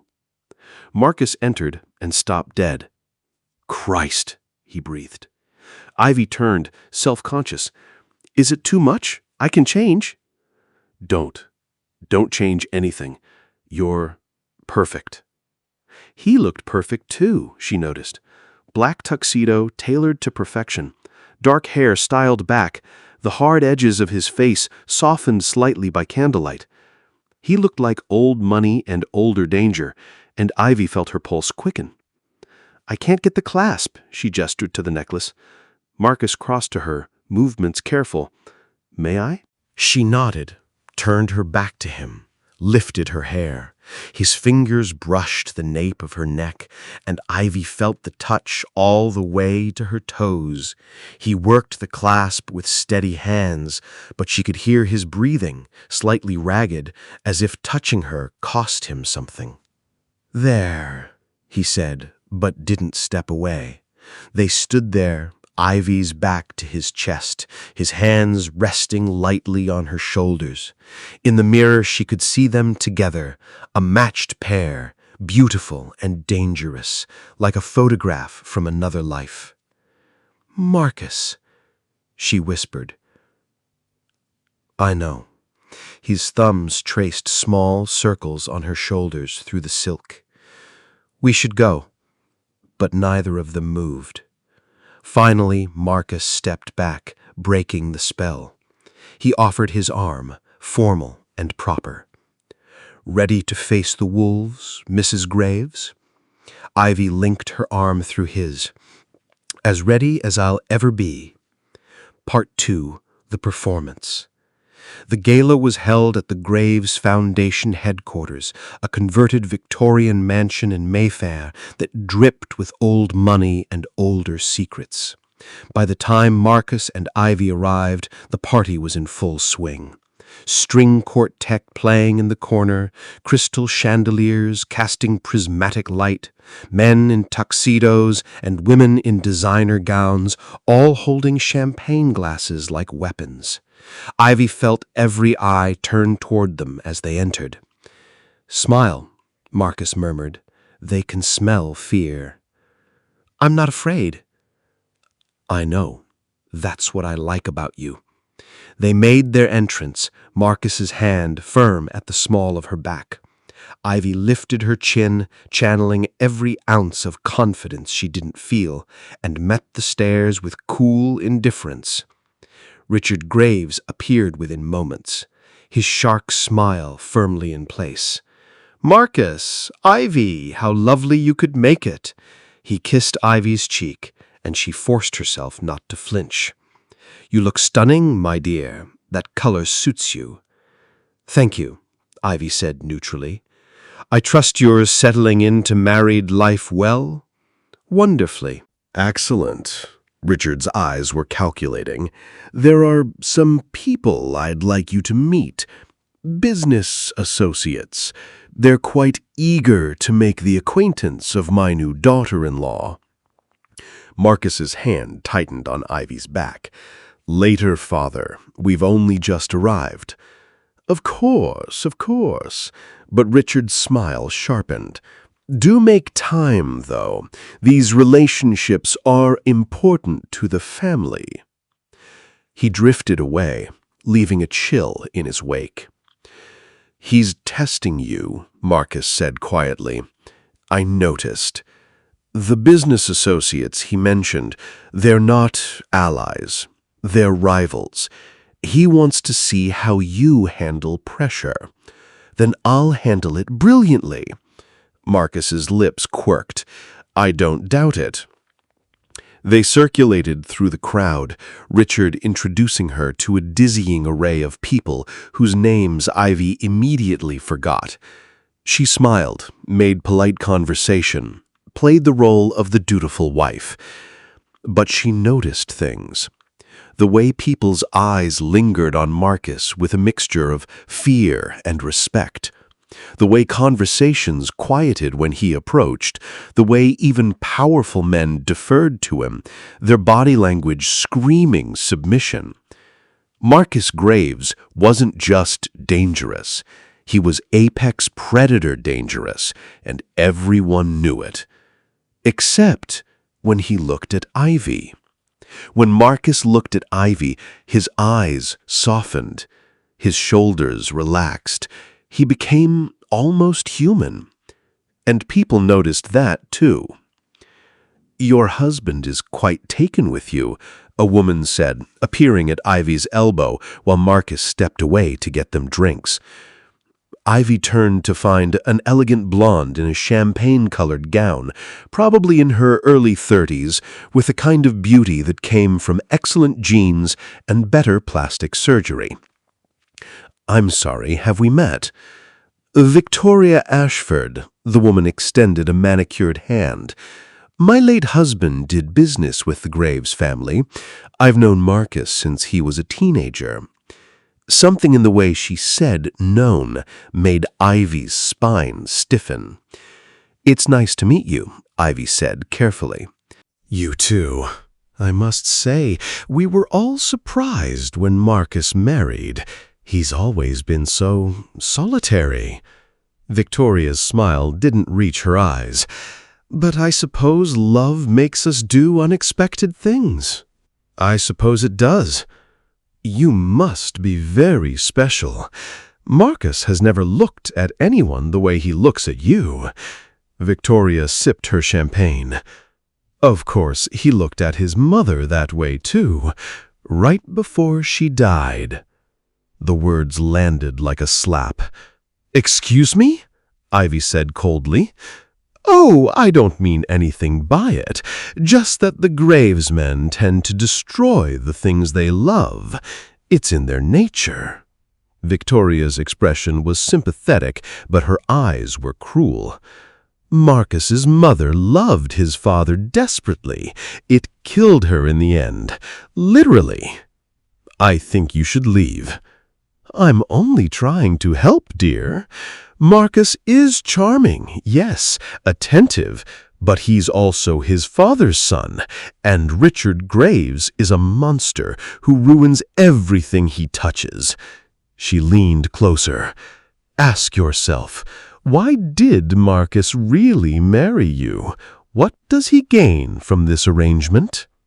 Before Ivy could respond, Marcus reappeared, 2 glasses in hand. His expression was pleasant, but Ivy saw the ice in his eyes as he looked at Victoria. "Mrs. Ashford," he said smoothly, "how kind of you to keep my wife company." "Always a pleasure, Marcus. We were just getting acquainted. I'm sure we'll be great friends." She drifted away, leaving poison in her wake. Marcus handed Ivy a glass, sparkling water, she noticed, not champagne. He'd remembered she didn't drink. "What did she say to you?" he asked quietly. "Nothing important." "Ivy?" He met her eyes. "She implied you married me for some ulterior motive, that you're going to destroy me like your father destroyed your mother." Marcus's jaw clenched. "Victoria Ashford is bitter because her husband was killed in a territory dispute 3 years ago.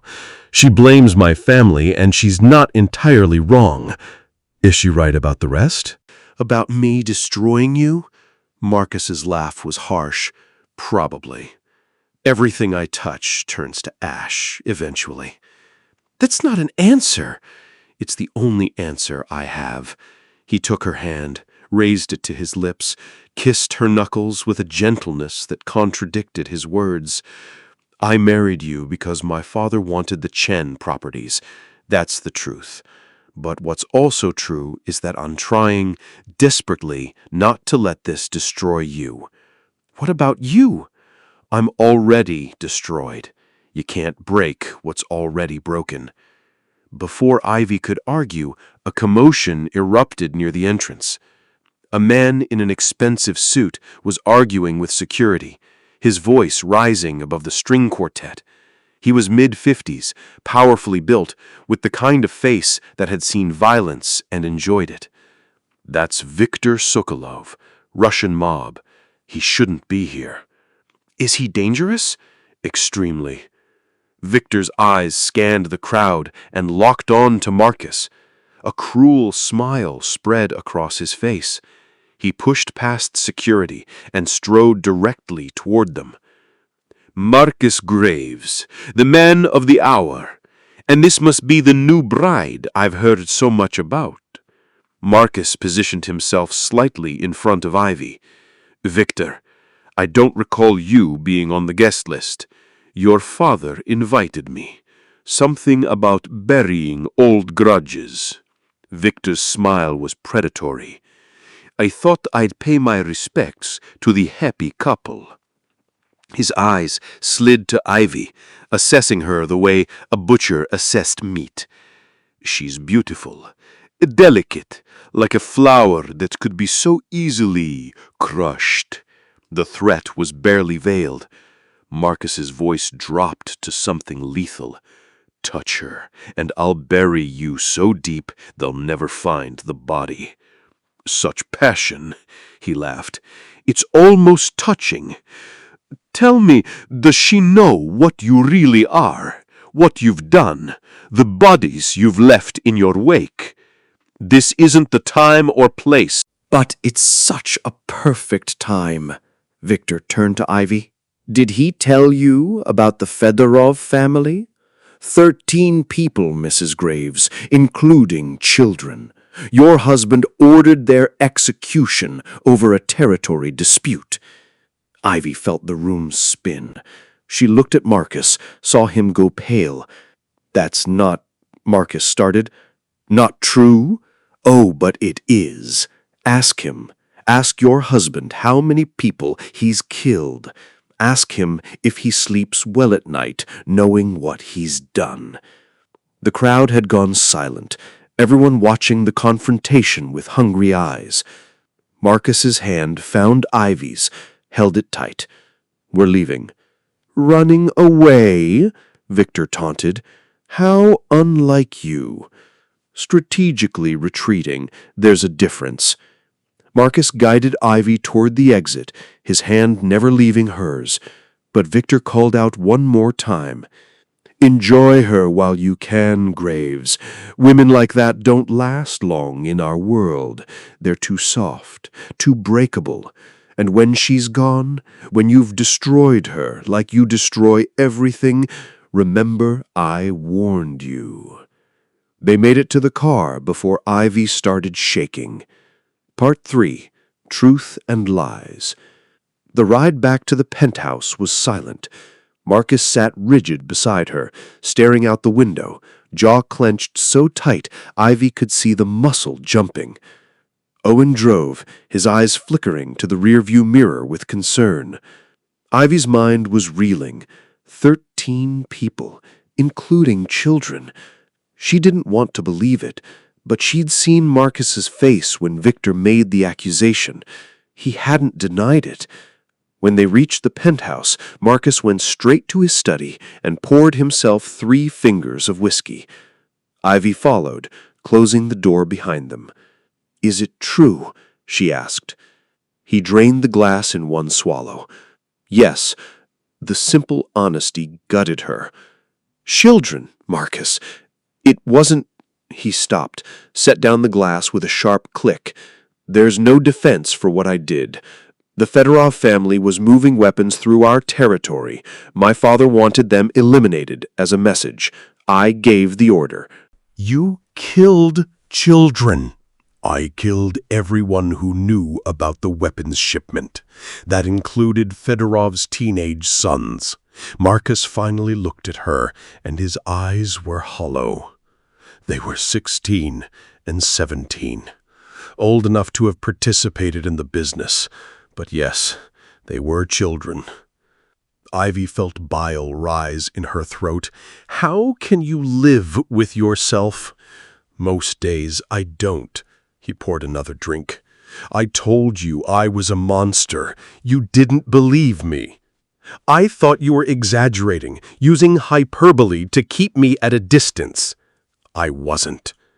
The admission hung between them, heavy and suffocating. Ivy sank into a chair, her legs suddenly unable to support her. She'd known Marcus was a part of a crime family, known his hands weren't clean, but this was different. This was real names, real deaths, real children who died because her husband had given an order. "Why didn't you tell me?" she asked quietly. Would it have changed anything? I don't know. Maybe. Exactly. He set down his glass untouched. You would have looked at me differently, with fear instead of whatever it is you feel when you look at me now. And what do you feel? He crossed to her, knelt in front of her chair so they were eye level. Sometimes I think you see me as human, as someone worth saving, but I'm not, Ivy. I'm exactly what Victor said, a killer who's destroyed countless lives and will probably destroy yours too. Ivy reached out, touched his face. He flinched, but didn't pull away. You gave my family their freedom. You gave me a drafting table and made me tea and played piano at 3 a.m. because I couldn't sleep. You've been kind when you could have been cruel. That doesn't erase the blood on my hands. No, it doesn't. She held his gaze. But it means you're capable of being more than what you've done, more than what your father made you. Marcus's eyes closed, as if her words caused physical pain. You're so naive. I'm realistic. I know what you are. I know what you've done. But I also know that tonight, when that bastard threatened me, you were ready to kill him. Not because I'm your property, because you actually care. Of course I care. His voice broke. That's the problem, Ivy. I care too much. And when you care in this world, people use it against you. They hurt the things you love to get to you. Like Victoria said. Like what happened to your mother? Marcus opened his eyes, and they were wet. My mother loved my father completely, forgave him everything, the violence, the infidelity, the way he treated her like a possession. When he was killed in a rival hit, she couldn't survive it. She took pills, went to sleep, and never woke up. Marcus! He stood abruptly, putting distance between them. I swore I'd never let anyone matter that much. Never let love become a weapon someone could use against me. But you married me. That was different. That was supposed to be a transaction. Clean. Simple. You'd get your family's freedom. I'd get... He trailed off. Get what? Marcus turned away, shoulders rigid. It doesn't matter. It matters to me. Silence. Then, so quietly she almost didn't hear, I'm dying, Ivy. The words didn't make sense at first. Ivy stared at his back, trying to process. What? I have a brain tumor. Glioblastoma. Terminal. I've had it since before we met. 6 months to live, they said. That was 5 weeks ago. The room tilted. Ivy gripped the arms of the chair, trying to breathe. You're dying, she repeated numbly. Yes. And you didn't tell me? No. Why not? Marcus finally turned to face her.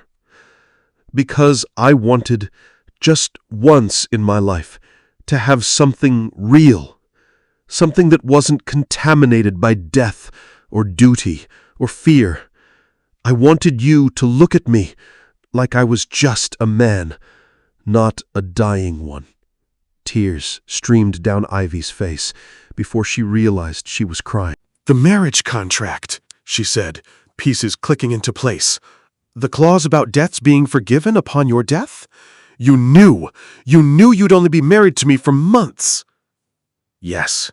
So this whole time, the penthouse, the drafting table, the careful distance, you were, what, trying not to get attached before you left me? I was trying to give you something good before I took it all away. Your freedom, your family's safety, a chance to build the life you deserved. By lying to me. By protecting you. From what? The truth? Ivy stood, anger cutting through her shock. You made me care about you, Marcus. You made me fall. She stopped, the words catching in her throat. Fall from me? Marcus finished. His smile was heartbreaking. I know. I'm sorry. That was never supposed to happen. Well, it did. And now you're telling me you're dying, and I'm supposed to what? Just accept it? Move on? You're supposed to live. That's the whole point. He crossed to her, cupped her face in his hands. When I'm gone, you'll be free of all of this. The violence, the danger, the weight of being a Graves. You can go back to architecture, to your family, to a normal life. I don't want a normal life without you in it. The confession hung in the air between them. Marcus's thumbs brushed away her tears. You don't mean that. Yes, I do. I know it's insane. I know we've only known each other a month, but somewhere between the wedding and the drafting table and the midnight conversations, you became important to me, and I'm not ready to lose you. You don't have a choice. There's always a choice. Treatment, clinical trials, something. I've refused treatment. The quality of life it would give me isn't worth the time it might buy. That's not your decision to make alone anymore. You're married, Marcus. That means I get a say. No. His voice was firm. This is my body, my death. You don't get to suffer through watching me deteriorate just so I can live a few more months as a shell of myself. And if I want those months, if I want every second I can get with you, even if they're hard? Marcus's composure finally cracked. He pulled her against him, buried his face in her hair, and she felt his body shake with silent sobs. God, Ivy, you're killing me. You're already dying. At least let me be there for it. They held each other in the dim study, the city glittering beyond the windows, and for the first time since his diagnosis, Marcus let himself grieve, not for his life, for the life he could have had with her. Chapter 5. The Unraveling. Part 1. The morning after. Ivy woke to an empty bed and the sound of retching from the bathroom. She was up before conscious thought, running down the hall to Marcus's room. The door was ajar, light spilling out, and inside she found him hunched over the toilet, shaking violently. "Marcus?" "Don't." His voice was raw. "Just don't."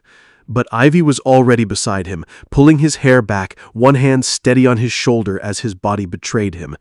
When the spasms finally stopped, she wet a washcloth and wiped his face with the same gentle efficiency she'd used on countless patients during her shifts at the restaurant when drunk customers needed help. Except Marcus wasn't a stranger, and this wasn't alcohol poisoning. This was the tumor, eating him alive from the inside out. "How long has this been happening?" she asked quietly. 2 weeks, maybe 3. The headaches are getting worse. I'm forgetting words, simple things. Yesterday, I couldn't remember Owen's wife's name. Sarah. I've known her for 15 years, and I just blanked. Ivy's chest tightened. "You need to see Dr. Ashford." "There's no point." There's every point. Pain management, at minimum, anti-nausea medication, things that could make this more bearable. I don't want bearable. Marcus opened his eyes, and they were hollow. I want it over. The words hit Ivy like a physical blow. Don't say that. Why not? It's true. I'm tired, Ivy. Tired of pretending I'm not falling apart. Tired of waking up wondering if this is the day I have a seizure in public or forget your name or... His voice cracked. I'm so goddamn tired. Ivy slid down beside him on the cold tile floor, taking his hand. His fingers were ice. "Then rest," she said simply.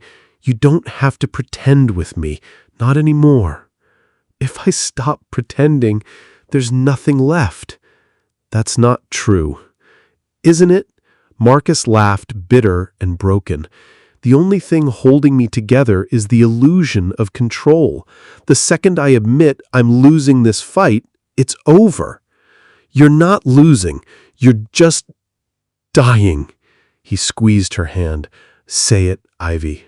I'm dying. That's the reality we're living in now." She forced herself to meet his eyes. "You're dying." There. Was that so hard? Yes. It was the hardest thing I've ever said.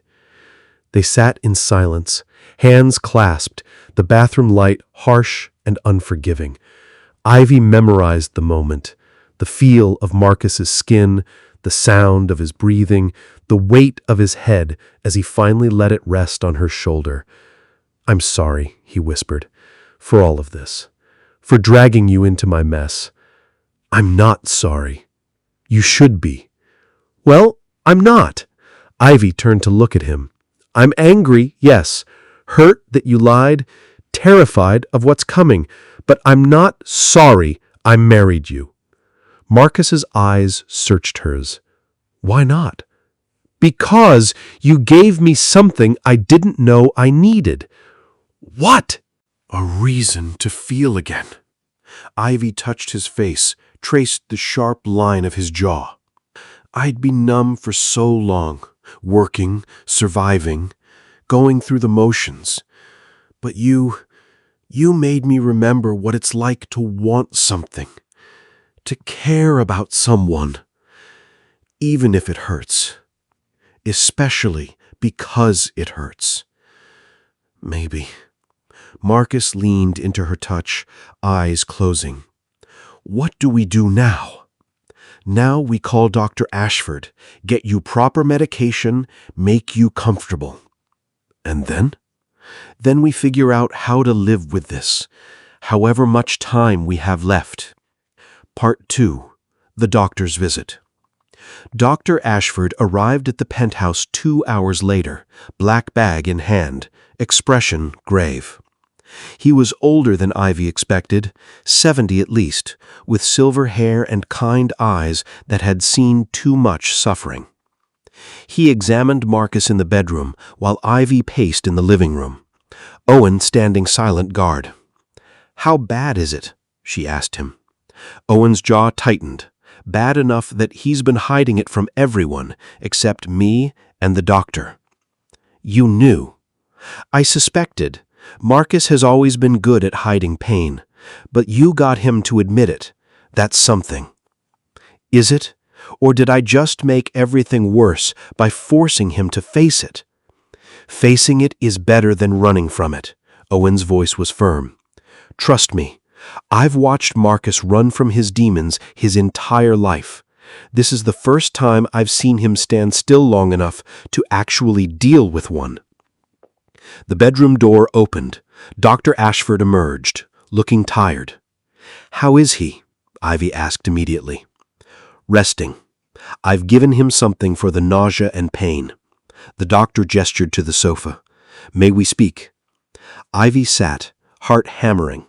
Owen remained standing, arms crossed. Dr. Ashford pulled out a file, opened it with methodical care. "I've been Marcus's physician for 3 years. I diagnosed the glioblastoma 6 weeks ago. It's grade 4, the most aggressive type. Without treatment, life expectancy is typically 4 to 6 months from diagnosis." "Can't you operate?" Ivy's voice was steady, despite the terror clawing at her throat. "The tumor is inoperable. It's located in the thalamus, deep in the brain, wrapped around vital structures. Surgery would cause more harm than good." "What about chemotherapy? Radiation?" "We discussed those options. Marcus refused. And I understand why. The treatments would be brutal. They might extend his life by weeks or months, but the quality of that life would be significantly diminished. Pain, cognitive impairment, physical deterioration." "So we just give up?" "We manage his symptoms, keep him comfortable, allow him dignity in his final months." Ivy wanted to scream, to overturn the coffee table, to demand answers that didn't exist, to rage against the unfairness of it all. Instead, she asked, "How long does he have?"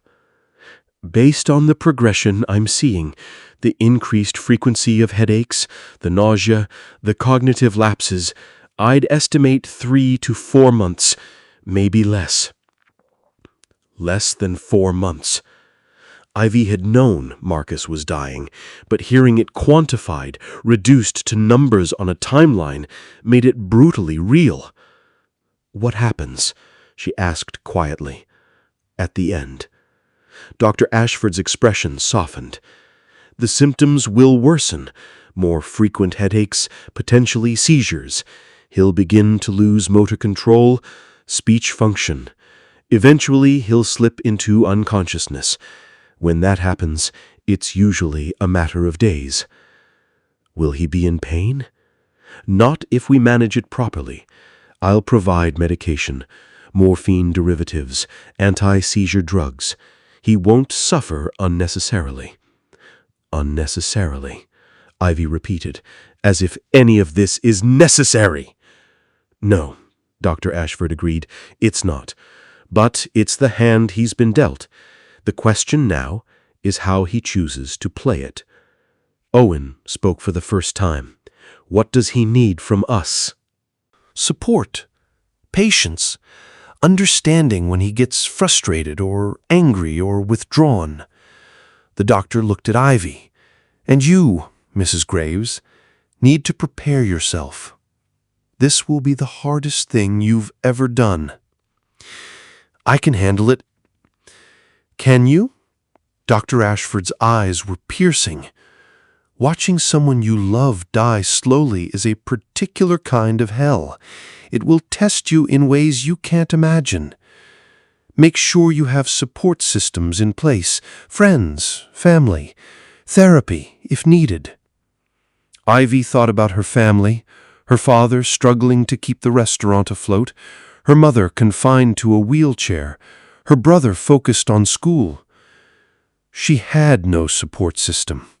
She had Marcus, and Marcus was dying. "I'll manage," she said. Dr. Ashford didn't look convinced, but he nodded. "I'll check in weekly.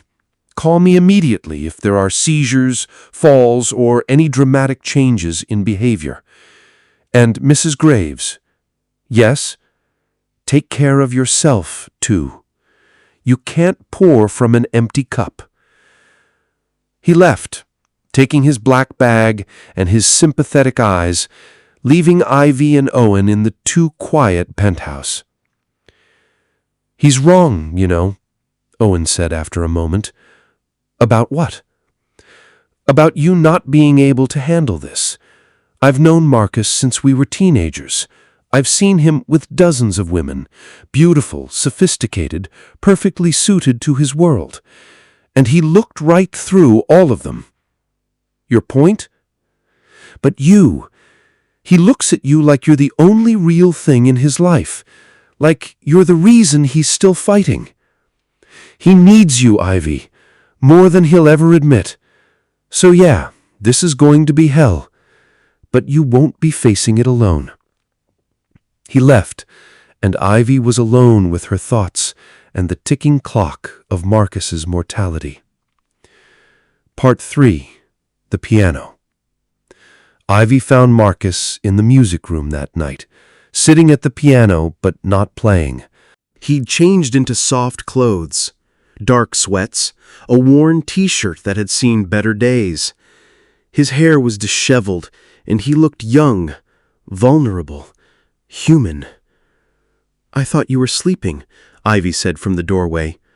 "Tried. Couldn't." Marcus's fingers rested on the keys but didn't press down. "My brain won't shut off. It's like it knows it's dying and wants to catalog everything before it goes." Ivy crossed the room, sat beside him on the bench. "What's it cataloging? You, mostly?" He glanced at her. "The way you take your tea, the sound of your voice when you're sketching and don't know I'm listening, the exact shade of your eyes in morning light. Marcus, I'm memorizing you, because when the tumor takes my memories, and it will, I want you to be the last thing I forget." Ivy's vision blurred with tears. "That's not fair." "None of this is fair. No, I mean, it's not fair to say things like that when I'm trying to be strong." "Then don't be strong." Marcus turned on the bench, facing her fully. "Be angry. Be sad. Be whatever you need to be. Just be real with me." "I am being real. This is me trying not to fall apart." "Fall apart, then." His hands found hers. "I've got you." That broke something in Ivy. She collapsed against him, and he held her while she cried, great, ugly sobs that shook her entire body. She cried for the unfairness of it all, for the time they wouldn't have, for the future that was being stolen from them before it even began. Marcus held her through it all, one hand in her hair, the other rubbing slow circles on her back. "I'm sorry," she gasped when she could finally breathe again. "I'm supposed to be supporting you, not—" "We support each other. That's how this works." Ivy pulled back enough to see his face. His eyes were wet too. "I'm so angry," she admitted, "at you for not telling me sooner, at your father for making you into someone who thinks he doesn't deserve love, at the universe for giving me someone incredible and then immediately taking him away. That's fair. And I'm terrified because I don't know how to do this, how to love someone who's dying." Marcus wiped her tears with his thumbs. "You just do. One day at a time. One moment at a time. And when you're gone, then you keep living. You build beautiful buildings and take care of your family, and find someone who deserves you more than I ever could. I don't want someone else. You say that now. I'll say it forever." Ivy grabbed his shirt, held on. "I know we haven't known each other long. I know this is insane, but Marcus, you've become my person, and I don't know how to let that go." His forehead pressed against hers. "Then don't. Not yet." They sat like that, breathing the same air, holding each other in the soft darkness of the music room. Finally, Marcus pulled back. "Play with me." "What?" "The piano. Play something with me." "I told you I'm terrible." "I don't care." He positioned her hands on the keys, his covering hers. "Just follow my lead." He began playing, something slow and achingly beautiful that Ivy didn't recognize. She let him guide her fingers, felt the vibration of the notes through the wood, through their connected hands. "What is this?" she asked. "Debussy, The Girl with the Flaxen Hair." Marcus's voice was soft. "My mother used to play it.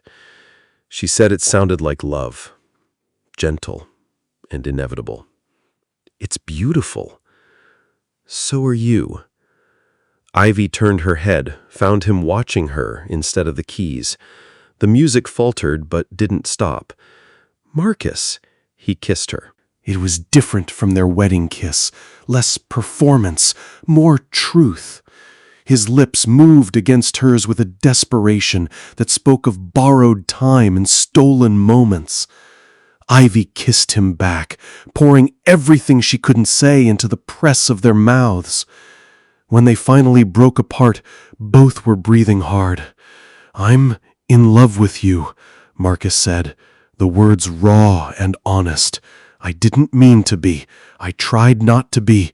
But somewhere between the contract and the drafting table and you crying in my arms, I fell completely, irreversibly in love with you." Ivy's heart was breaking and soaring simultaneously. "I love you too." "You shouldn't." "Too late." Marcus laughed, the sound cracked and beautiful. "We're a disaster. The best kind." He stood, pulling her up with him. "Come to bed with me." "Marcus." "Not for sex. Just be with me. Let me hold you. Please." How could she refuse? They walked, hand in hand, to his bedroom. Marcus pulled back the covers, and they climbed in together, fully clothed. He wrapped his arms around her from behind, his body warm and solid against her back. "Thank you," he whispered in her hair. "For what?" "For staying, for loving me anyway, for making these last months mean something." Ivy threaded her fingers through his. "These aren't your last months, Marcus. They're our first months, the beginning of whatever time we have together. You're an optimist. Someone has to be." His chest shook with quiet laughter. Then softer. "Ivy?" "Yes?" "When I'm gone, when you're free, promise me you'll design something beautiful, a building that touches the sky, something permanent. I promise. And promise me you'll be happy, that you won't spend the rest of your life mourning what we could have been. I can't promise that. Try." Ivy turned in his arms, facing him in the darkness. "I promise to try. But Marcus, you need to promise something too." "What?" "That you'll fight. For every day, every hour.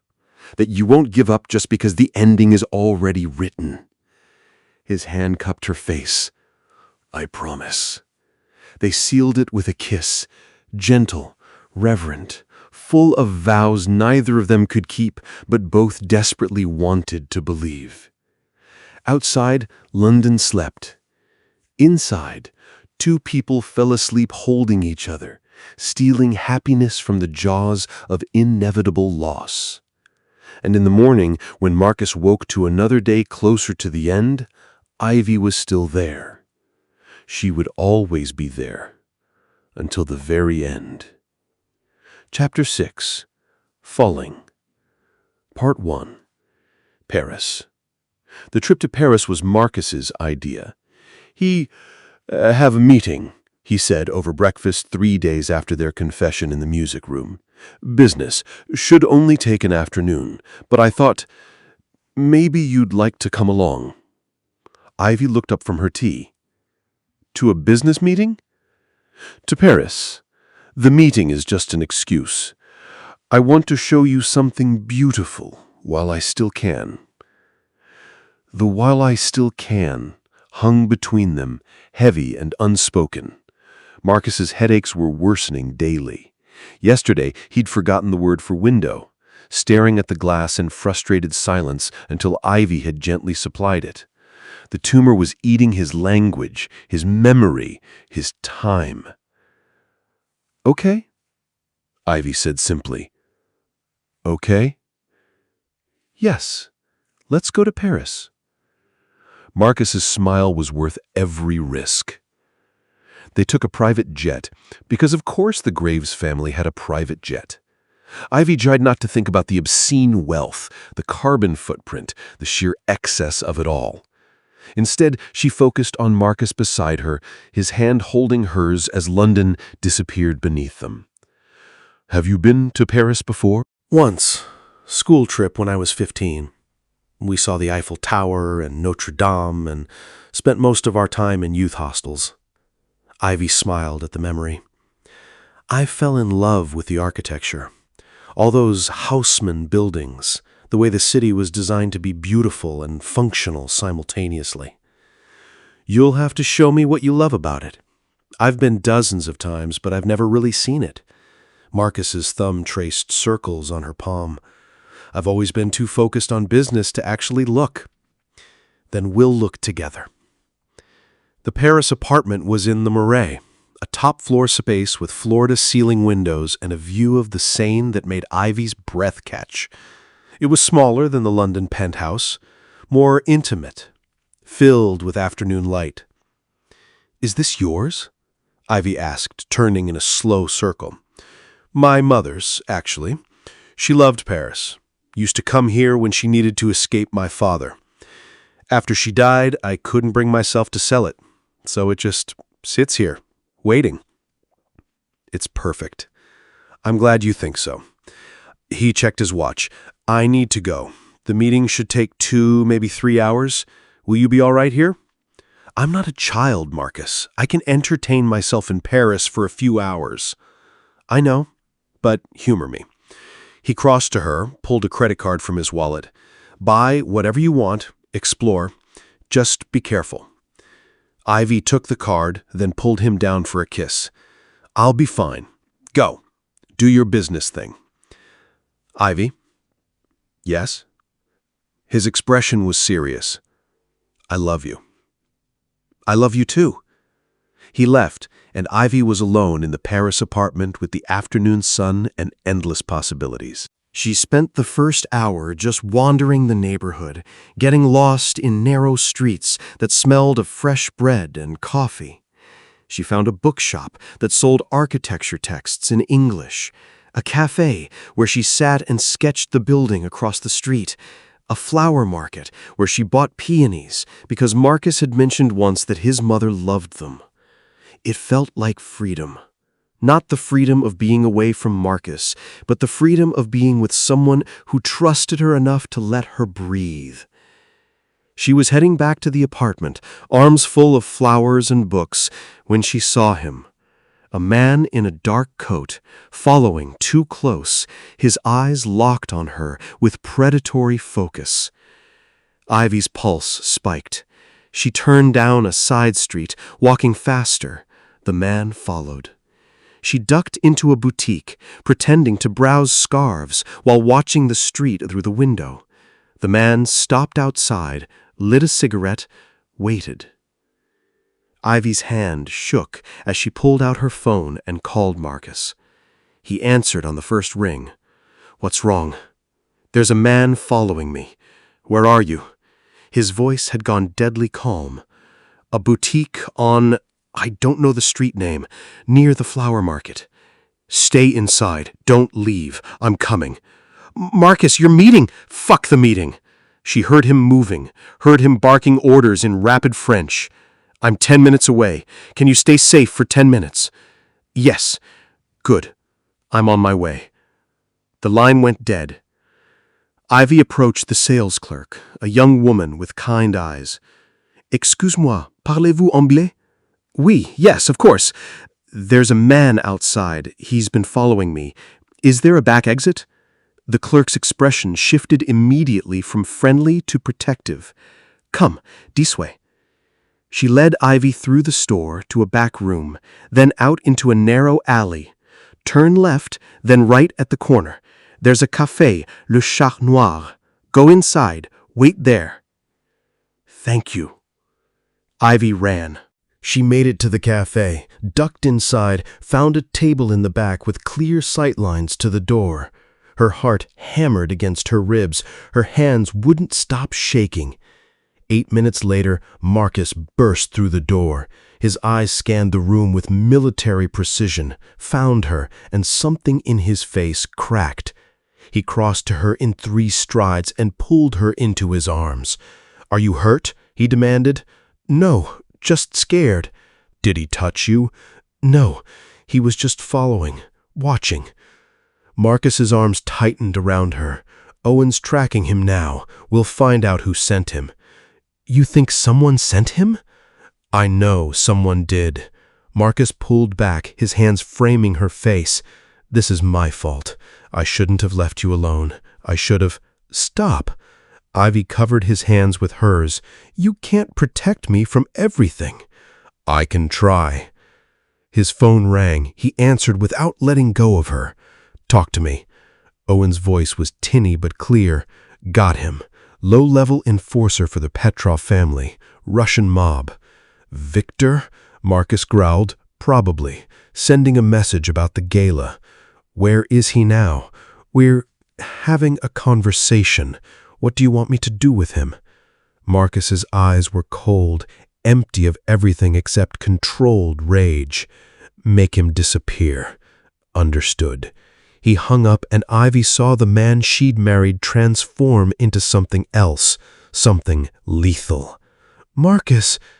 "He was going to hurt you, to get to me." His voice was flat, emotionless. "I can't allow that." "So you're going to kill him?" "No. Owen will kill him. I'll just give the order."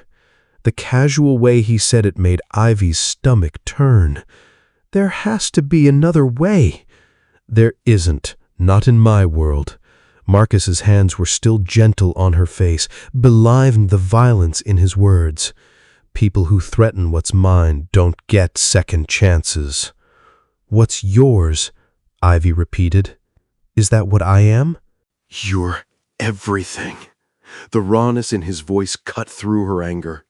"You're the only good thing in my life, Ivy. And I will burn the world down before I let anyone take you from me."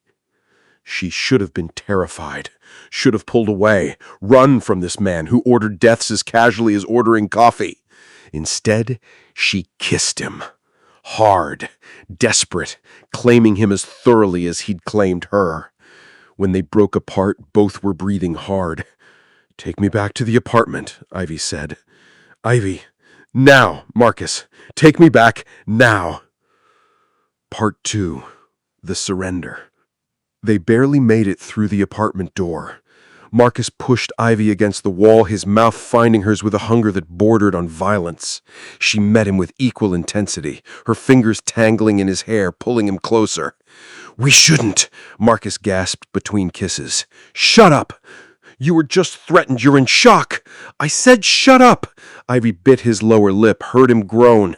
"I want this. I want you. Stop trying to protect me from my own choices."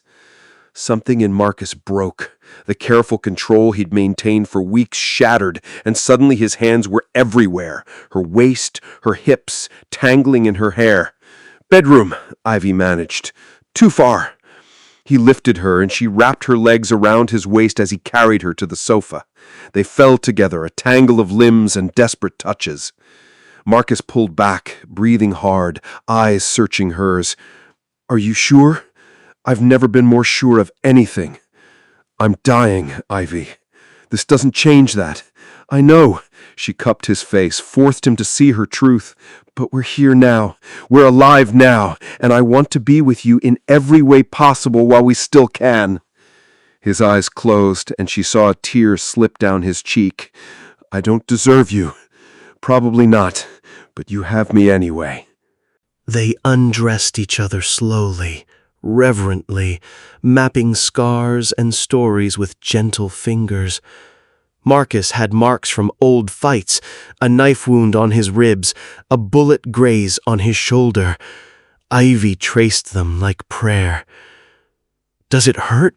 she asked. "Not anymore. Not when you touch me like that." When they finally came together, it was achingly tender. Marcus moved inside her like she was made of glass, his forehead pressed to hers, their breath mingling. "I love you. God, Ivy, I love you so much, it terrifies me." "I love you too." She pulled him closer, deeper. "Don't be gentle, I won't break." "Are you sure?" "Show me you're alive, Marcus. Make me feel alive." So he did. They moved together with increasing urgency, chasing something just out of reach. When Ivy finally shattered, Marcus followed her over the edge, her name on his lips like a prayer. Afterward, they lay tangled together, hearts still racing, sweat cooling on overheated skin. "That was everything," Marcus finished. She turned in his arms, studying his face. His eyes were bright, his expression open in a way she'd never seen. "No regrets?" she asked. "Only that we didn't do this sooner." He kissed her forehead, her cheeks, her lips. "I've wasted so much time being afraid." "We have time now." "Do we?" The shadows crept back into his eyes. "Ivy, I need to tell you something." "What?" "The meeting today, it wasn't really business. I met with my lawyer." Ivy's stomach dropped. "Why?" "To change my will, to make sure everything I have goes to you when I'm gone. The penthouse, this apartment, investments, everything." "Marcus, I don't want your money." "It's not about the money. It's about making sure you're taken care of, that you never have to work 3 jobs or sacrifice your dreams for anyone ever again." His hand found hers, threaded their fingers together. "I've given you something precious, the only real happiness I've ever known. Let me give you security in return." Tears burned Ivy's eyes. "I just want you." "I know, but you can't have me forever. So take this instead." They held each other as afternoon faded to evening, the Paris sky turning gold and rose beyond the windows. Outside, the city of light lived up to its name.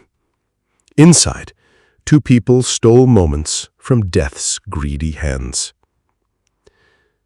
Part 3. The Promise. They spent the next day being tourists. Marcus took her to the Louvre, where they got lost in halls of ancient art, to Notre Dame, still under reconstruction from the fire, but beautiful in its broken state, to a tiny restaurant in the Latin Quarter, where they ate duck confit and drank wine that cost more than Ivy used to make in a month. "Tell me something true," Marcus said over dinner. What do you want to know? Your biggest dream. The one you had before life got in the way. Ivy thought about it, swirling wine in her glass. I wanted to design a library.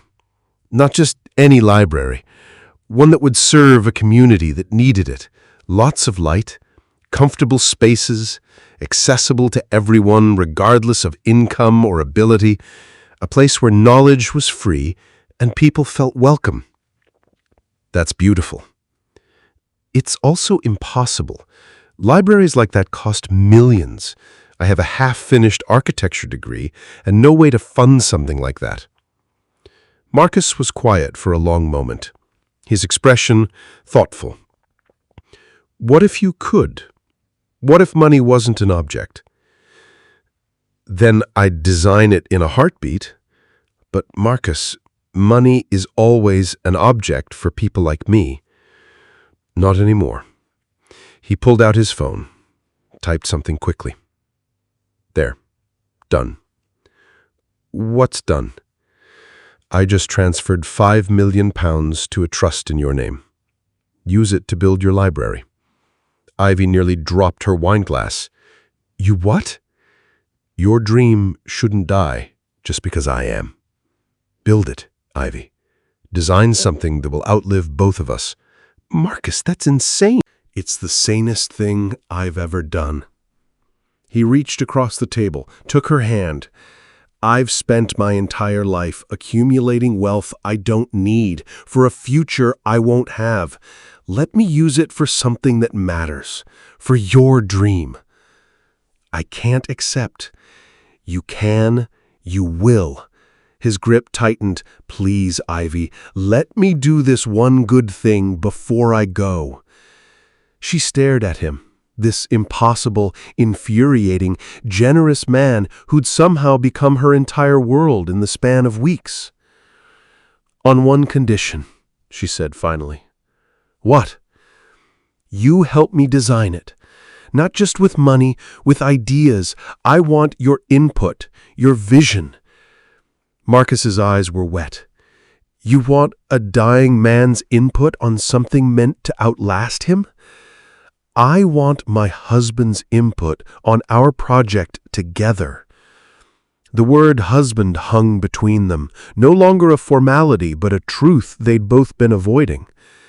Our project, Marcus repeated, like testing the words. I like the sound of that. They spent the rest of dinner sketching ideas on napkins.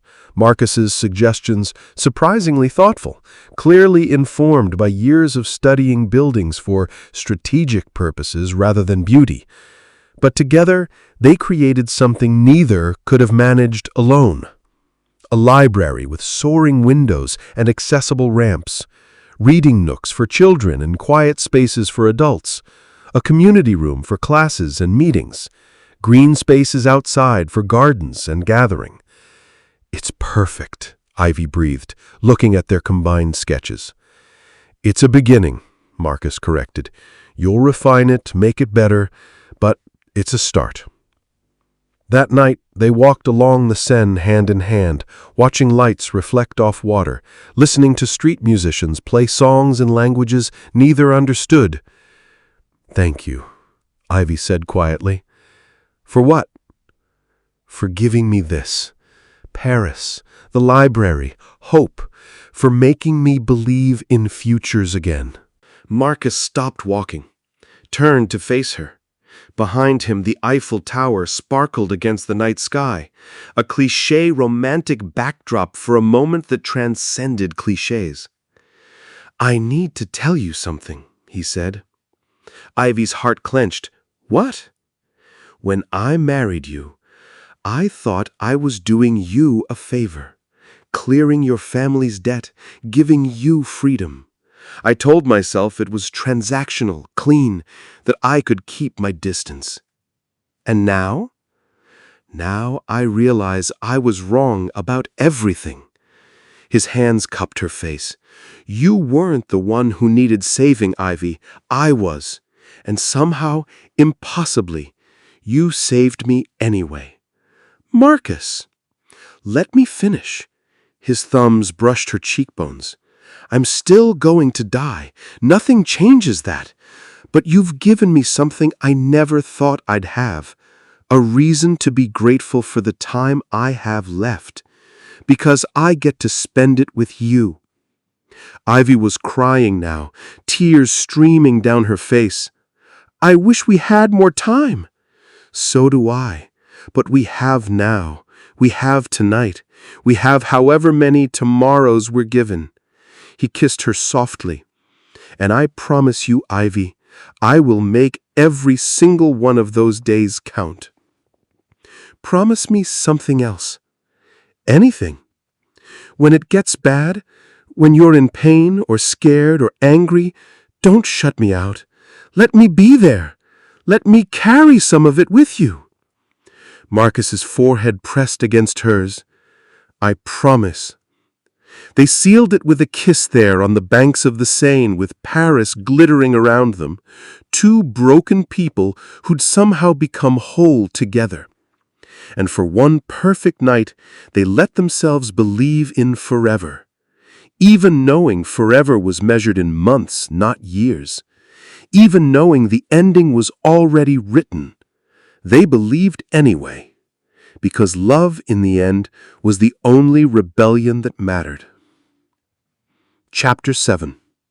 The Breaking Point. Part 1. The Seizure. They'd been back from Paris for 2 weeks. 2 weeks of stolen happiness, of designing the library together over breakfast, of making love like they were running out of time, because they were. Marcus had seemed stable, relatively. The headaches persisted, but the medication Dr. Ashford prescribed helped. He forgot words occasionally, lost his train of thought mid-sentence, but they worked around it.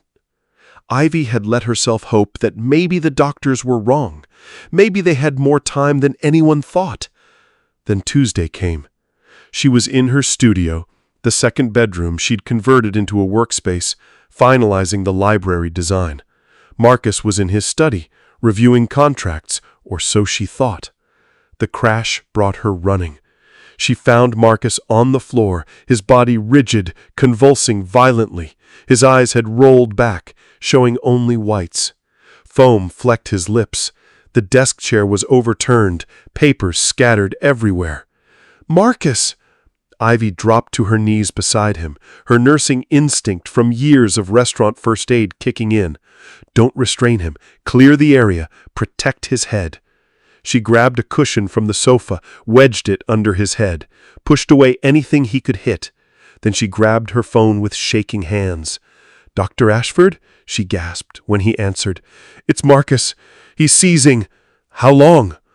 "I don't know. 30 seconds? A minute?" "Time it. If it goes longer than 5 minutes, call an ambulance. Otherwise, just keep him safe and wait it out." Ivy's hands were shaking so badly she could barely hold the phone. She watched Marcus's body jerk and spasm, watched him bite his tongue, blood mixing with the foam at his lips. The seizure lasted 2 minutes and 43 seconds, the longest 2 minutes and 43 seconds of Ivy's life. When it finally stopped, Marcus went limp, breathing ragged and shallow. His eyes were closed, face pale as death. "Marcus?" Ivy touched his face with trembling fingers. "Can you hear me?" No response. "Dr. Ashford, he's not waking up." "Give him time. His brain needs to recover. It's called the post-ictal state, confusion and exhaustion after a seizure. He might sleep for hours." "Should I move him?" "If you can get him to the bed, yes. Otherwise, just keep him comfortable where he is." Ivy called Owen, who arrived with 2 of Marcus's security team within 15 minutes. Together, they carefully moved Marcus to the bedroom, positioned him on his side in case of vomiting, kept watch. Marcus slept for 6 hours. When he finally woke, his eyes were unfocused, confused. "Ivy?" His voice was slurred, childlike. "I'm here." She took his hand, squeezed. "You're safe. You had a seizure, but you're okay now. Don't Remember, that's normal. It's okay. He tried to sit up, and she helped him, propping pillows behind his back. His hands were shaking, his breathing still uneven. Scared? He admitted quietly. Me too. Marcus looked at her, really looked at her, and she saw the fear beneath his careful control. It's starting, isn't it? The end. Ivy wanted to lie, to reassure him that everything would be fine, but they'd promised each other honesty. Yes, she said. I think it is. His eyes closed, and a single tear tracked down his cheek. I'm not ready. I know. I need more time with you. I know. Ivy climbed into bed beside him, pulled him into her arms. But we still have time. This doesn't mean it's over. It just means we have to be more careful. Can't drive anymore. Can't be alone. Can't, his voice broke. Can't even trust my own body. Then we adjust. Owen drives you. I stay close. We figure it out together. Marcus buried his face in her shoulder, and she felt his body shake with silent sobs. She held him, one hand stroking his hair, whispering reassurances that felt hollow but were all she had to give. Eventually, he fell asleep again, exhausted by the seizure and the crying and the weight of his own mortality. Ivy stayed awake, watching him breathe, terrified that if she looked away, he might slip away entirely. Part 2. Sunday Dinner. Richard Graves insisted they come to Sunday dinner. Family tradition, Owen relayed when he called with the summons. Your father is insistent. Tell him no, Marcus said. He was sitting at the piano, one hand resting on the keys but not playing. Since the seizure 3 days ago, he'd been withdrawn, quiet, present, but not quite there. I tried. He threatened to come here if you don't go there. Marcus's jaw tightened. Of course he did. You could tell him about the diagnosis, Ivy suggested quietly. Maybe he'd back off if he knew. He'd use it against me. Marcus's voice was flat. He'd start maneuvering for succession, questioning my decisions, treating me like I'm already dead. I won't give him that power. Then we go to dinner, Ivy said. We smile, we perform, we leave. You don't have to come. Yes, I do. I'm your wife. She crossed to him, placed a hand on his shoulder. We're in this together, remember? Marcus covered her hand with his, squeezed. I don't deserve you. Good thing you have me anyway. The Graves estate looked exactly as it had on their wedding day. Imposing, cold, beautiful, in the way mausoleums were beautiful. The dinner was held in the formal dining room, a space designed to intimidate with its 20-foot ceilings and ancestral portraits glaring down from the walls. Richard sat at the head of the table like a king holding court. Aunt Catherine was there, her presence the only bright spot. And to Ivy's surprise, Victoria Ashford, the poisonous blown from the gala, sat across from them, smiling like a cat with cream. Marcus, Ivy, how lovely, Richard said, not standing. You remember Victoria, of course? Unfortunately, Marcus muttered. I invited her as a courtesy. Her late husband was a valued associate. Richard's smile was sharp. We believe in maintaining connections, even after death, don't we, Victoria? Of course. Victoria's eyes locked on Ivy, though some connections are more permanent than others. The threat was barely veiled. Dinner was served, multiple courses, each more elaborate than the last, all tasting like ash in Ivy's mouth. She picked at her food, while Marcus barely touched his hands trembling slightly as he reached for his water glass. "You look unwell, son. Pale. Are you sleeping enough?" "I'm fine." "You don't look fine. You look exhausted, distracted." Richard's eyes were calculating. "I hope married life isn't proving too taxing." Ivy felt Marcus tense beside her. "Marriage is wonderful," she said smoothly. "We're very happy." "Are you?" Victoria leaned forward, all false sympathy. "Because, forgive me for saying so, but Marcus looks like a man carrying a heavy burden. Are you sure everything is all right?" "Everything is perfect," Marcus said, his voice tight with barely controlled rage. "If you say so. Though, I must say, you're looking more and more like your mother toward the end. She had that same exhausted quality, that sense of someone slowly fading away." Marcus's water glass shattered in his hand. Everyone froze. Blood welled from a cut on his palm, dripping onto the white tablecloth like accusations. Marcus stared at his hand as if it belonged to someone else. "Christ!" Aunt Catherine breathed, standing. "Marcus, are you—" "I'm fine." But his voice was distant, confused. I don't know why I did that." Ivy was already moving, wrapping a napkin around his hand, applying pressure. His skin was clammy, his pupils dilated. "We need to go," she said quietly. "Nonsense," Richard said. "It's just a small cut. Finish your dinner." "No." Ivy's voice was steel. "We're leaving. Now." She helped Marcus stand, his movements uncoordinated, and guided him toward the door. Owen appeared from nowhere, taking Marcus's other arm. "This is ridiculous," Richard called after them. "You're being dramatic, Ivy. He's fine." But Marcus wasn't fine.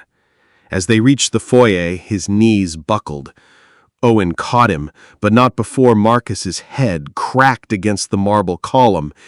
Then the second seizure started. Part 3. The Hospital. The hospital room was too bright, too sterile, too full of machines that beeped and whirred and measured Marcus's slow decline. The seizure had lasted 4 minutes, long enough to require emergency intervention, an ambulance, Marcus being rushed to hospital while Ivy sat in the back, holding his hand, watching paramedics work to keep him alive. Now he lay in the hospital bed, unconscious, an IV in his arm pumping anti-seizure medication into his system. Dr. Ashford stood at the foot of the bed, reviewing charts with an expression that made Ivy's stomach drop. "How bad is it?" she asked. "The tumor is growing faster than expected, putting pressure on areas of the brain that control motor function, cognition." Dr. Ashford removed his glasses, suddenly looking ancient. "The seizures will likely become more frequent, more severe. Can you stop them? We can try to manage them with medication, but Ivy," he met her eyes, "the next one could be fatal, or the one after that. There's no way to predict." "How long?" "Weeks, maybe a month if we're lucky." A month. 30 days. 720 hours. Ivy felt the room tilt, grabbed the edge of the bed to steady herself. "What do I need to do?" Her voice sounded distant, mechanical. "Keep him comfortable. Watch for warning signs, confusion, severe headaches, loss of consciousness. When he's at home, don't leave him alone. He could fall, hurt himself, seize when no one is there to help. I won't leave him." "Ivy?" Dr. Ashford's voice was gentle. "You need to prepare yourself. This is going to get harder, much harder. Marcus will start losing cognitive function, language, mobility. Eventually, he'll need round-the-clock care. Are you equipped to handle that? I'll handle whatever I need to handle. That's not what I asked. Ivy looked at Marcus, her husband, her love, the man who'd given her everything and was now being taken away piece by piece. I can't lose him, she whispered. You're going to lose him. That's inevitable now. The question is whether you can be there for him when it happens without destroying yourself in the process. I don't care about myself. You should, because after Marcus is gone, you're the one who has to keep living. The words hit like a physical blow. Ivy sank into the chair beside Marcus's bed, took his limp hand in both of hers. What if I don't know how to live without him? Then you learn. Dr. Ashford's hand rested briefly on her shoulder. We all do, eventually. He left, and Ivy was alone with Marcus and the machines and the impossible future bearing down on them. She stayed like that for hours, holding his hand, memorizing the feel of it, the calluses on his fingers, the way his pulse fluttered beneath her thumb, the warmth of his skin that proved he was still alive, still here, still hers. When Marcus finally awoke, his eyes found hers immediately. "Hey," he said, his voice rough. "Hey, yourself." "I ruined dinner." Ivy laughed, a broken, watery sound. "You made it more interesting, at least." "Did I hurt you when I fell?" "No, you didn't hurt me. You never could." Marcus tried to sit up, winced at the pain. "Liar. I'm hurting you right now just by being like this." "Stop it." "It's true. Every day I take from you is a day you could be living a real life, with someone whole, someone with a future." Marcus Graves, if you finish that sentence, I will kill you myself.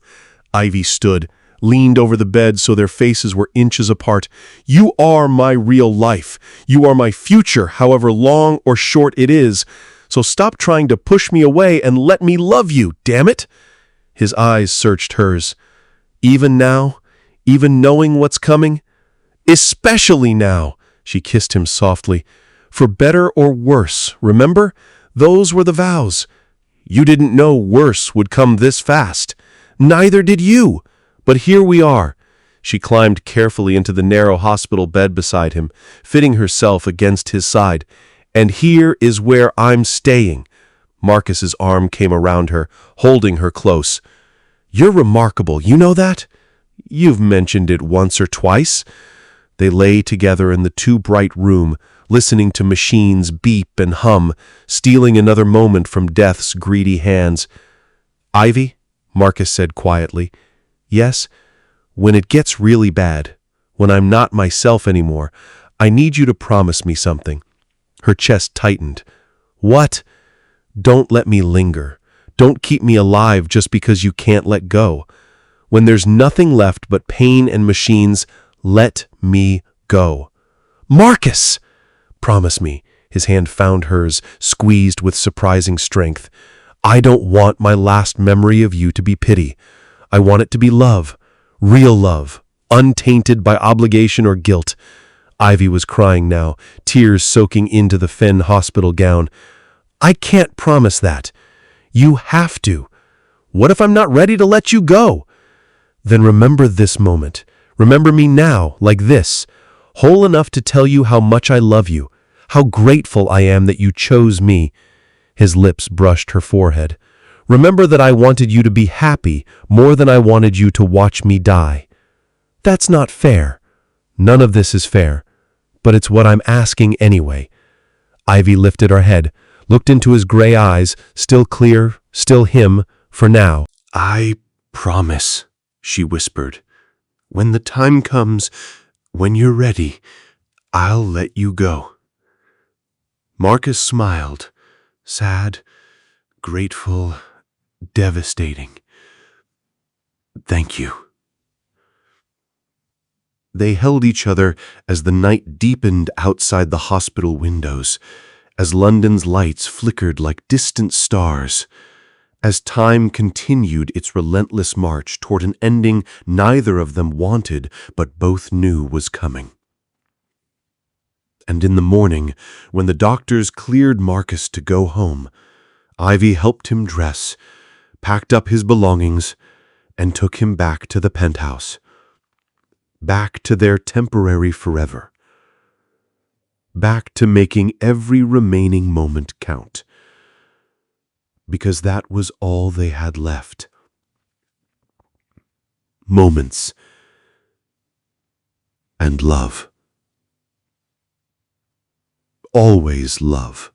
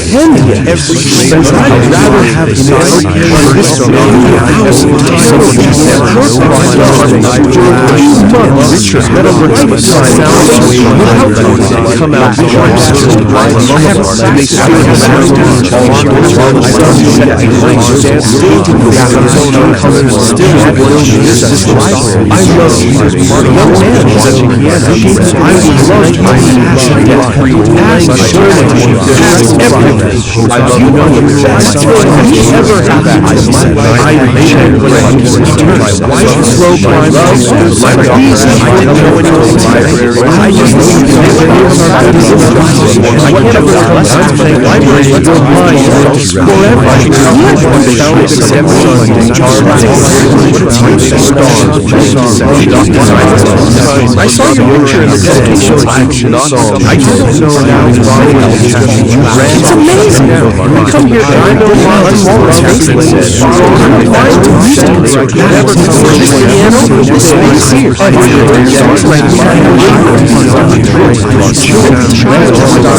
What's your name? Let it go. My name